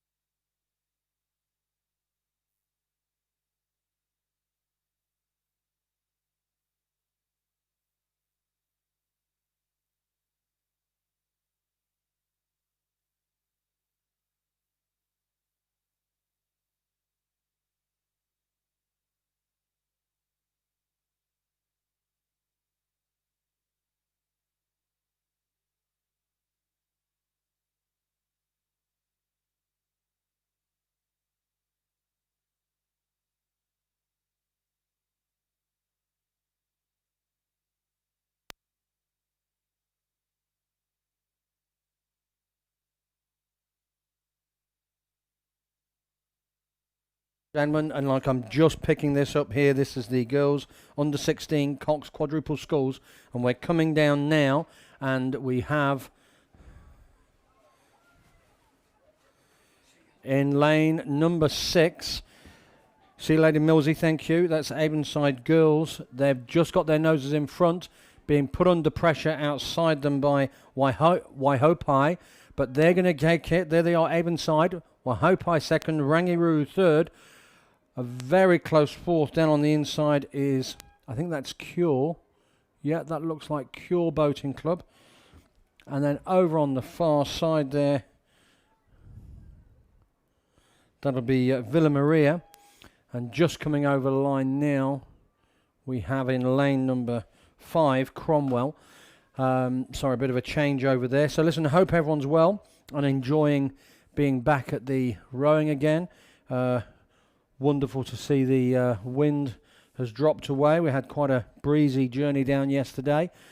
And as Millsy said, we've got 3 commentators on the go today. Ian is making his way down. I think he was playing last night. He had a gig on. So we've got the second heat now of the girls under 16 quadruple sculls. The first 3 are progressing through to the final with the next fastest. In this heat we have Waihopai 3, Cure Boating Club 1, Rangiruru Girls School 2, Cromwell 1, Avonside Girls High School, Waihopai 1, Timaru, Villa Maria College. So they're coming down now. They've gone past the 1,000 metre mark, and we're picking them up at they're between the 1250 and the 1500. And we've got the Kashmir Crew.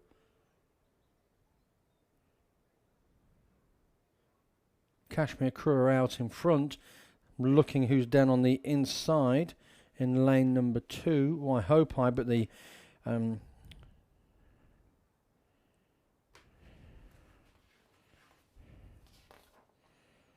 Kashmir Crew are got their noses in front. There'll be the coxswain, I'm sure, will be if she can see them down on the inside. She's probably just concentrating on getting down the track. Timaru a couple of lengths back, as are Villa Maria College. Looking through the middle here, we have North End are battling for that second and third spot. So again, remembering it's the first 3 crews. The first 3 crews who go through.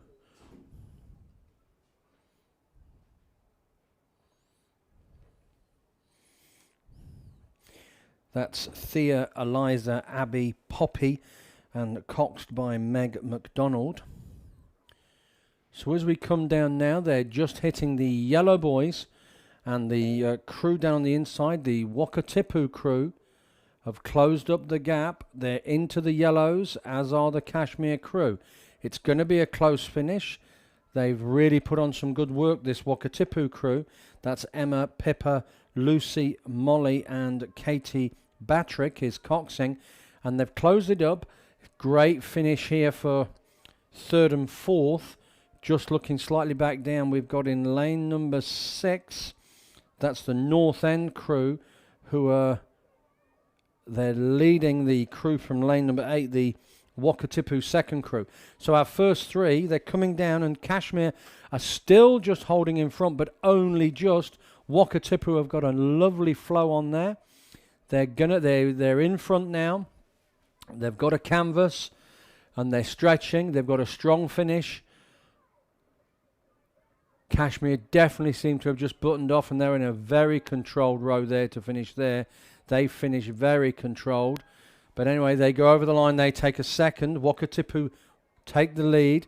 And then North End in lane 6 are coming over the line. That's North End. And then over on the far side is the second Wakatipu crew. So they'll be hoping for the fastest time. Let's see and that was race 31. So the first one was 7:58 for Timaru. And this next one, let's see if we can get a time for you there for race 31.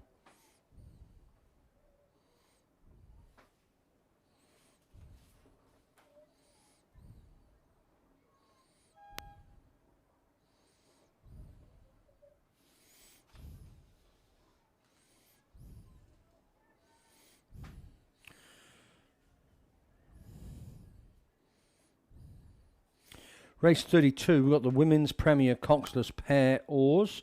So it's the Coxless Pair. We've got Rangi Ruru, Girls School, Avon 3, Avon 2, Avon 1, and Rangi Ruru, Girls School 1. So let's have a quick look who we've got here. For Rangi, we've got Phoebe and Alice Wallace. For Avon, we've got Phoebe Collier and Harriet Williams. Avon 2 is Grace Sparrow and Gemma Burrows. And Avon 1 is Jane Shellenkins and Charlotte Darry. And for Rangi Ruru, we have Nicole Vance and Georgie Bethel. So as they come down here, let's have a look. It's the Avon crew in lane number 6, Jane Shellenkins and Charlotte Darry. Obviously, very good rower there, very good rowers there coming down, and they are really controlling that quite nicely. There's a good row from Nicole Vance and Georgie Bethel on the outside there for Rangi. They're giving away a fair few years there, but they've done very well. And then we've got 3 crews all together here. We've got the 2 Avon crews along with the second Rangi crew, and they're going to give it a very close finish. Too close to call, but certainly as we look now, our leading crew in lane number 6 is the Avon crew. Lane number 6, Jane and Charlotte, they go over the line. Holding on to second with about and there's a big finish from these 3 boats, but Rangi are going to take second. And it is lane number 4 who just got their noses in front to take the third. Let's have a look. Yes, it is indeed. Lane number 4, that's the Avon crew of Phoebe Collier and Harriet Williams. On the course now coming down is the heat of the Women's Senior Coxless Pair Oars. They're all going to progress. I think there's been a scratching here. It looks like we've got Avon 1 and Canterbury. That's Jessica Tavendale with Jamie Breen. And then for Canterbury, Francesca Lidlow and Helen Gunn.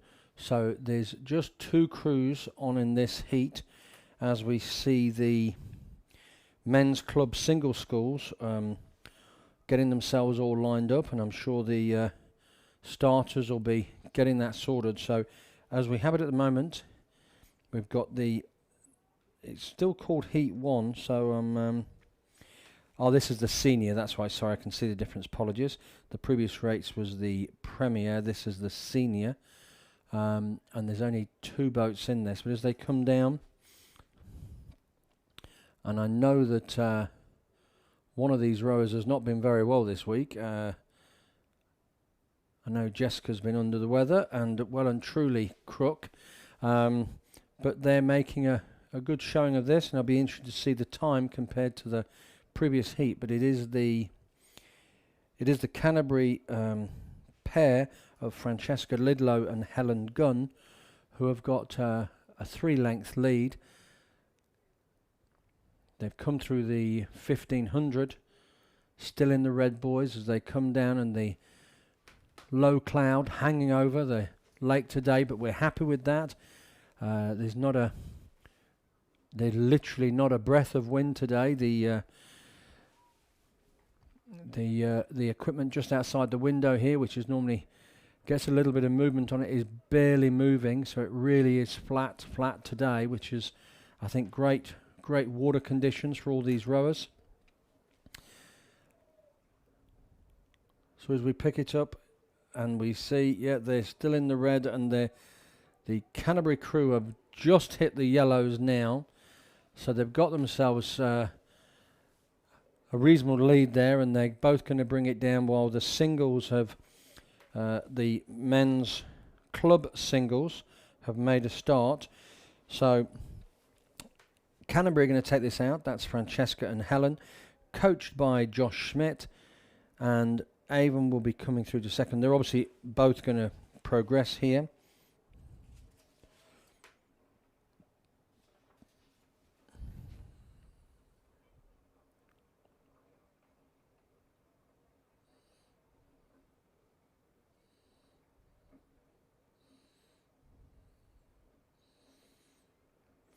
So as they come down, 20 metres to go, the Canterbury pair of Francesca and Helen are going to take the win here, and Avon 1 with Jessica and Jamie are also going to come through in a solid second place there, and they'll build on that tomorrow. I'm sure they'll hopefully be feeling better tomorrow. So that's our race 33. Just before I pick up the singles, just a reminder, obviously we do have barista coffee now available at the Row Shop. There's obviously a deal on the coffee and muffin, which I've been highly recommended. I've not sampled it yet myself, but I'll be down there after my stint on the mic, so look forward to that. Let's see who we got rowing here in race 34. Race 34 in the men's club single schools. Cure Boating Club, Lackey Kendrick, Ashburton 1, Tim Connolly White. Burnside High School, Emmanuel Landon Lane. Wairo 2, Liam Collins. St Thomas of Canterbury, Jack Vussell. Canterbury 2 is David Hatton. Avon 2 is Cameron McKee. Otago 1 is Lachlan Muir. Wanaka 2 is Torben Craig. And Shirley Boys High School 2 is Hamish McIntosh. So got a full field here, and I believe we've got 4 heats, if I'm not mistaken. So I'll try and keep a track of all these times as we go through, or certainly the leading couple of times in each heat, so we can really keep a close eye on this one tomorrow. And there's lots of rowers coming through here, so this is great to see. First 2 will go through, and then the 2 next fastest. We've got a nice spread across this. There's a couple of rowers have obviously dropped away already, but we can see there's an Avon rower coming through quite nicely. There's the rower from Wairo, which I'm saying is Liam Collins. He's Liam Collins. Who's that rower in the middle? That could well be St Thomas of Canterbury.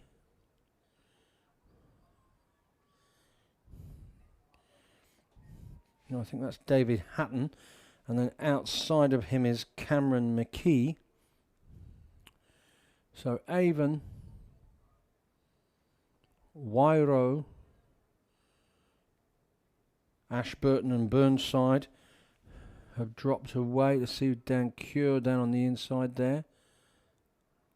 The Cure rower Lackey Kendrick is a few lengths back, but as we come down, there's 3 rowers who are battling this out here. So we've got the Avon rower Cameron McKee. He's neck and neck with Wairo's Liam Collins.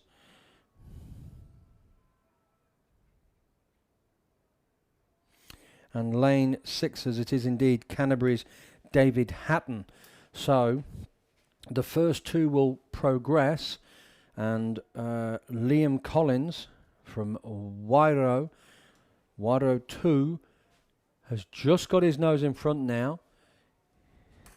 He's really managed to pile that power through there. We can see that. He had a quick look across there, and again, just making sure he's managing that gap. He wants to be in the first 2, obviously, as does the Avon rower, and there's not much in it.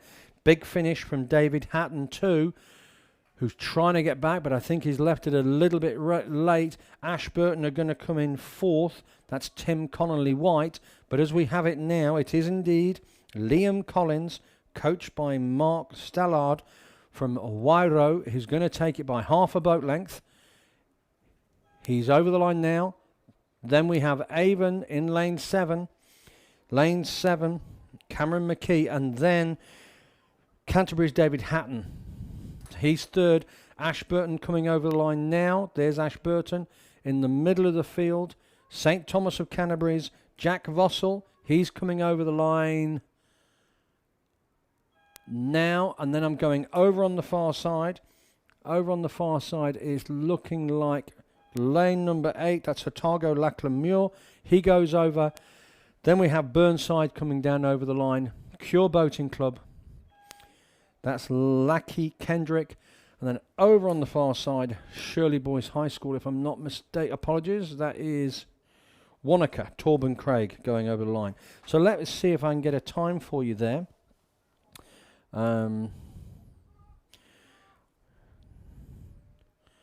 I might go on to row it myself and just try and pick up the live results. See if it's going to give me that results.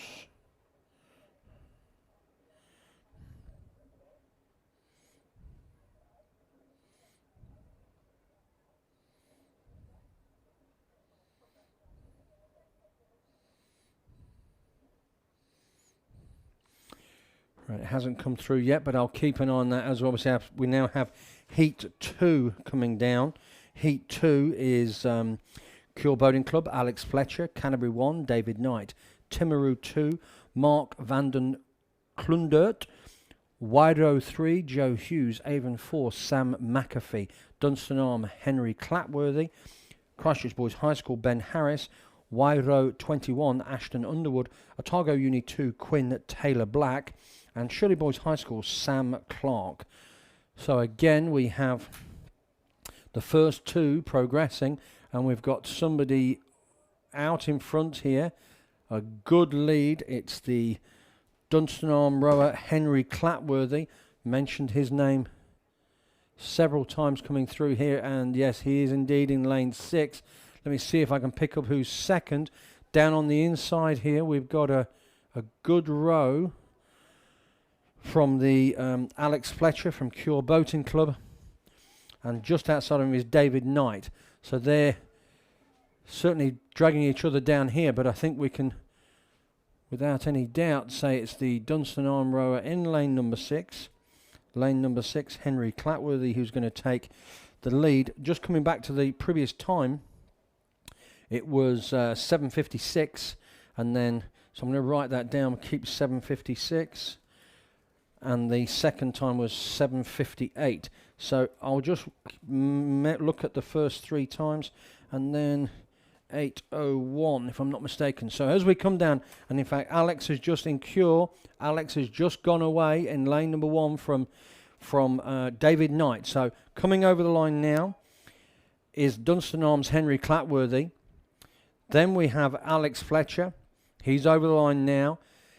Crashes over there, but he's put it all in there. Then we have the Canterbury rower in lane 2. And over on the far side, we have lane number 9. That's Otago Uni, Quinn Taylor Black. So he's going to take 4th. And Alex takes 2nd. And again, let's see if I can give you some times here. Got 7:56, 7:58 and 8:01. They were the first 3 in the last heat. And again, I'll just see if it's going to update it for me. Not yet. It's not updating it yet for me, but we'll just see what we get.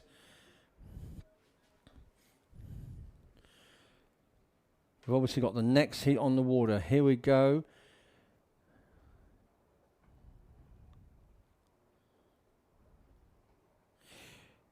7:56, 7:58. Right, and looking at the next heat, this is heat number 36. Again, we've got a good field. First 2 go through. We've got Timaru 1, James Patterson, Wido Ford, Liam Kirkland, Canterbury 3, Sean Fleck, Cure Boating Club, Theodore Gina Coragas, Avon 1, Lawrence Birch, Christ College 2, Daniel Weiber, Otago Uni 1, Edwin George, Wanaka 3, Sam Edmund, and Wido 22, Oliver Watts. But as we come down now, they're all over there. I don't have a time for you yet.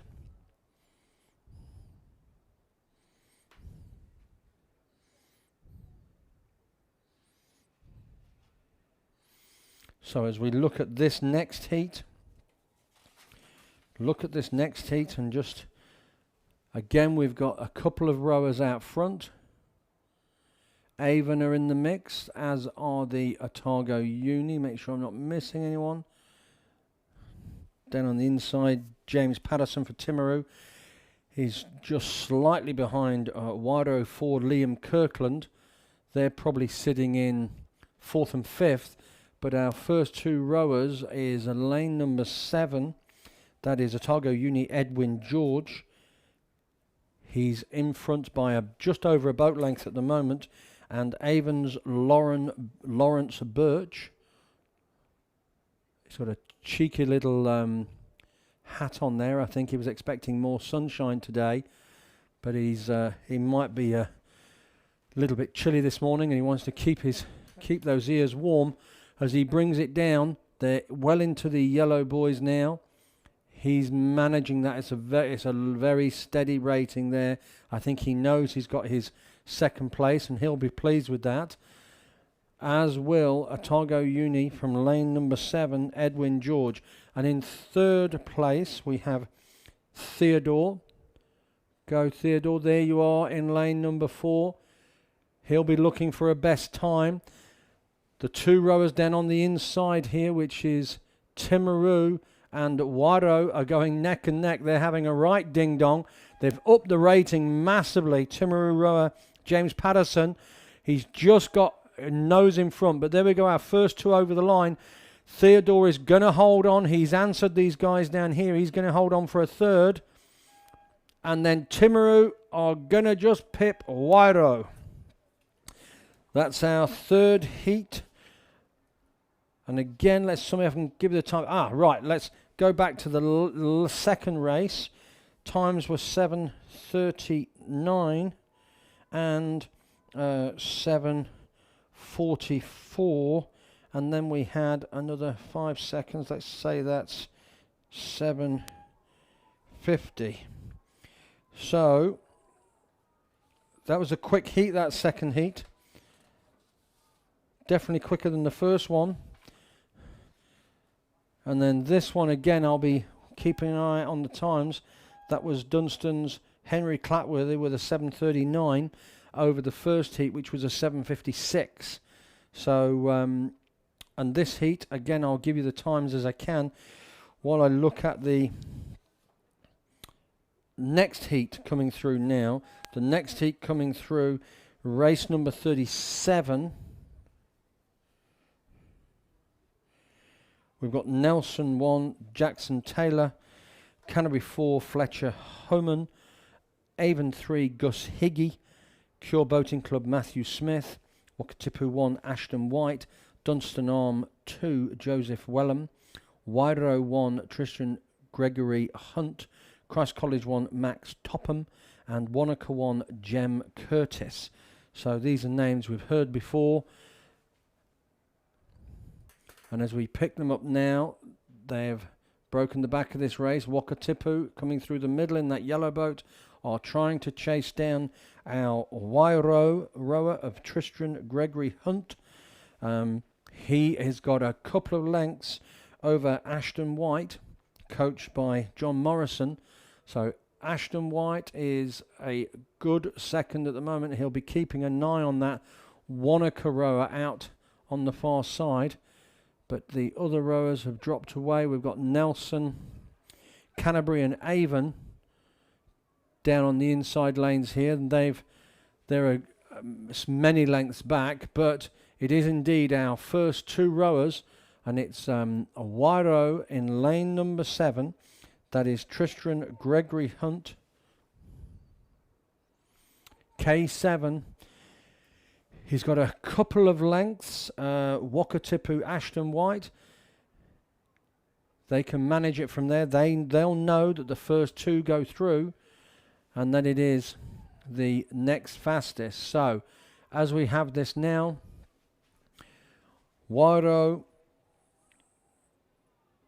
Tristan Gregory Hunt, coached by Mark Stallard, is going to go over the line in a couple of seconds, and they'll go through. Wakatipu will take the second, so that's our 1 and 2. There's a good race coming through. A very big finish from Theodore there, lane number 4. Sorry, Matthew Smith. I apologise, Matthew. Sorry, Matthew Smith. But he's just left it too late, I think. He really closed that up, but he's just left it far too late. Over on the far side, Wanaka's Jem Curtis came over the line third, and they definitely had a big finish there. Well done, Matthew, but just left it too late.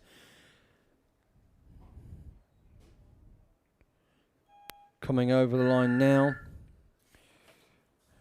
Okay, so that is the 4 heats from our singles, and then we have the men's under 19. under 19 Coxed 4. The phone's ringing, but I don't even know where the phone is.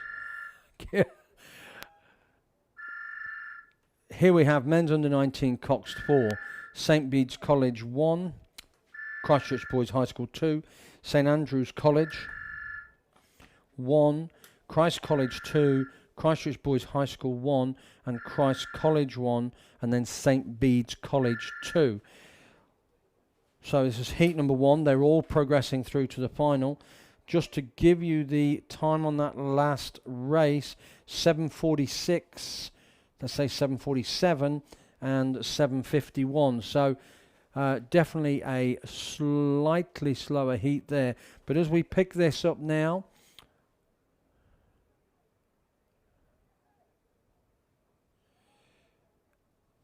on the inside lane, we've got the St Bede's College crew, who are in a close battle with the Christ College crew over in lane number 7.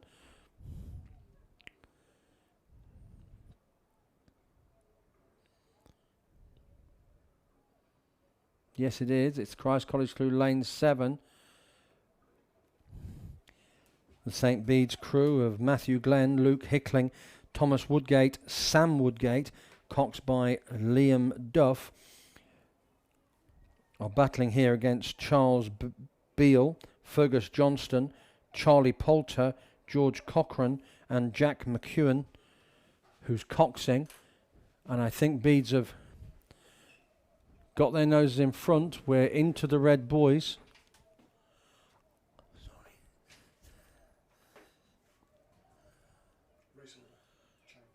Race order change. Thank you. No problem at all. Sorry, I'll answer it next time.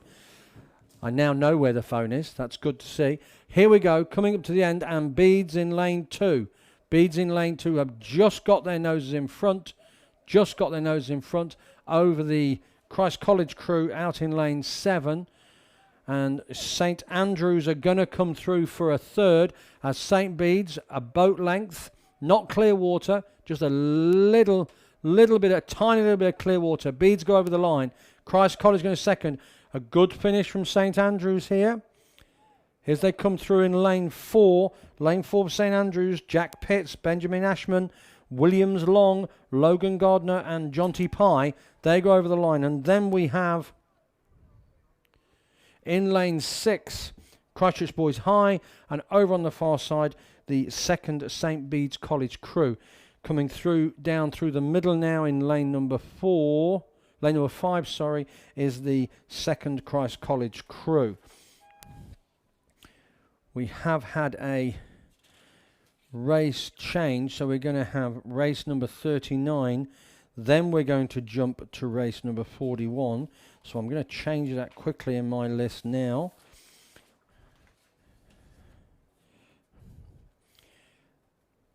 So race number 39 is the Women's Club Coxless Quadruple Schools. We've got Ashburton 1, Avon, Dunstanarm, Union, Canterbury Composite 2, Cure Boating Club, North End 1, Canterbury 1, Wairo Composite 1, and Marion College 1. See, the umpire boat is making its way back through the middle of the course, and they'll kill that power shortly so they don't make too much of a wake here. I can see the coffee carts are doing solid business.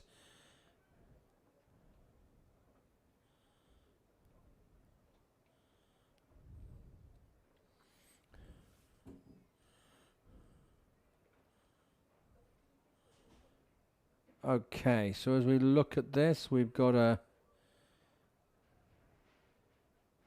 Cure Boating Club sitting in the middle there. They're probably sitting about third. Yeah, that's Cure coming through the middle. But out in front, outside of them, is the Canterbury crew in lane 8, if I'm not mistaken. They've just got their noses in front of the Wire Composite. That's why, because I can see there's a bit of a mixed. Yes, there's some Nelson tops there as well. I can see what's happening. So Cure just sitting in third. I'm going to try and pick up down on the inside here. Yeah, there's the Avon crew there in lane number 2. They're probably just back in. They'll be battling for third and fourth. But it is indeed that in white, the Canterbury crew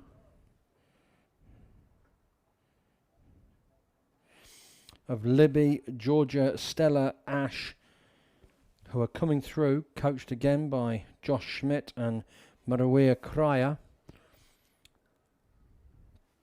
Avon aren't out of this. They'll be looking to put Cure under a bit of pressure. So let's have a look at this Avon crew in lane number 2. Beth Dunbar, Grace Hogan, Brielle Pearson and Alice Dyson. They're not out of this at all. Ashburton, Dunstan and Union are all in together, but they're a few lengths back as we come down now. The Composite crew on the outside, the Wado Composite, are in this against Avon and against Cure. Out in front is in lane number 8. The Canterbury crew of Libby Greaves, Georgia Kello, Stella Cook and Ash Fleming. They've got a good couple of lengths. There's a great battle here developing between Cure, the Wiro Composite, and down on the inside, the Avon crew. But as we come down, Canterbury have got a good couple of lengths. Avon are trying to reel Cure Boating Club in, but Cure in lane number 6. The quick look across there from the stroke seat. Just a quick look across, making sure they're managing it. All going through. Avon are trying to reel them in, and they're getting a seat. They're getting a second seat, but is it too late? Canterbury go over the line. Oh, that's pretty neck and neck. There was a good finish there from Avon. They really tried to power past Cure, and Cure didn't up their rating, didn't answer it, and got reeled in. But I think they might have just got their noses over the line. Over on the far side, coming fourth, was that Wiro Composite. And then we have a plethora of boats coming through there. Dunstan, Union, Canterbury Composite, and also North End. So that was actually a good race, the Women's Club Coxless Quadruple Sculls. I'll try and give you a time when I have it.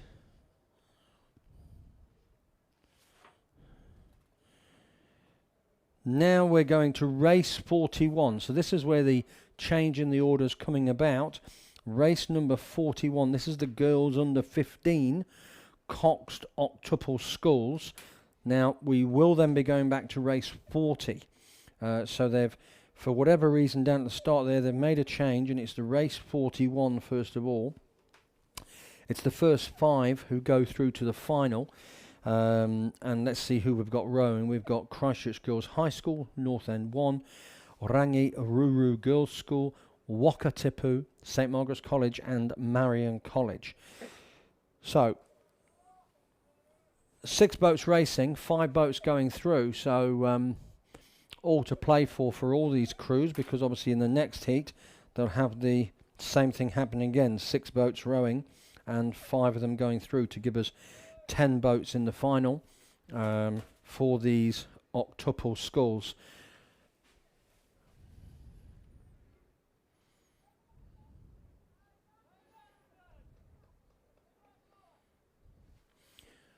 Nice little bit of encouragement there down on the bank as those doubles are making their way down. Let's have a quick look at the time. Just after 10 o'clock. I hope everyone's had a hearty breakfast this morning. It's definitely time for a coffee. And again, I'll mention there is now barista coffee available at the Rose Shop, and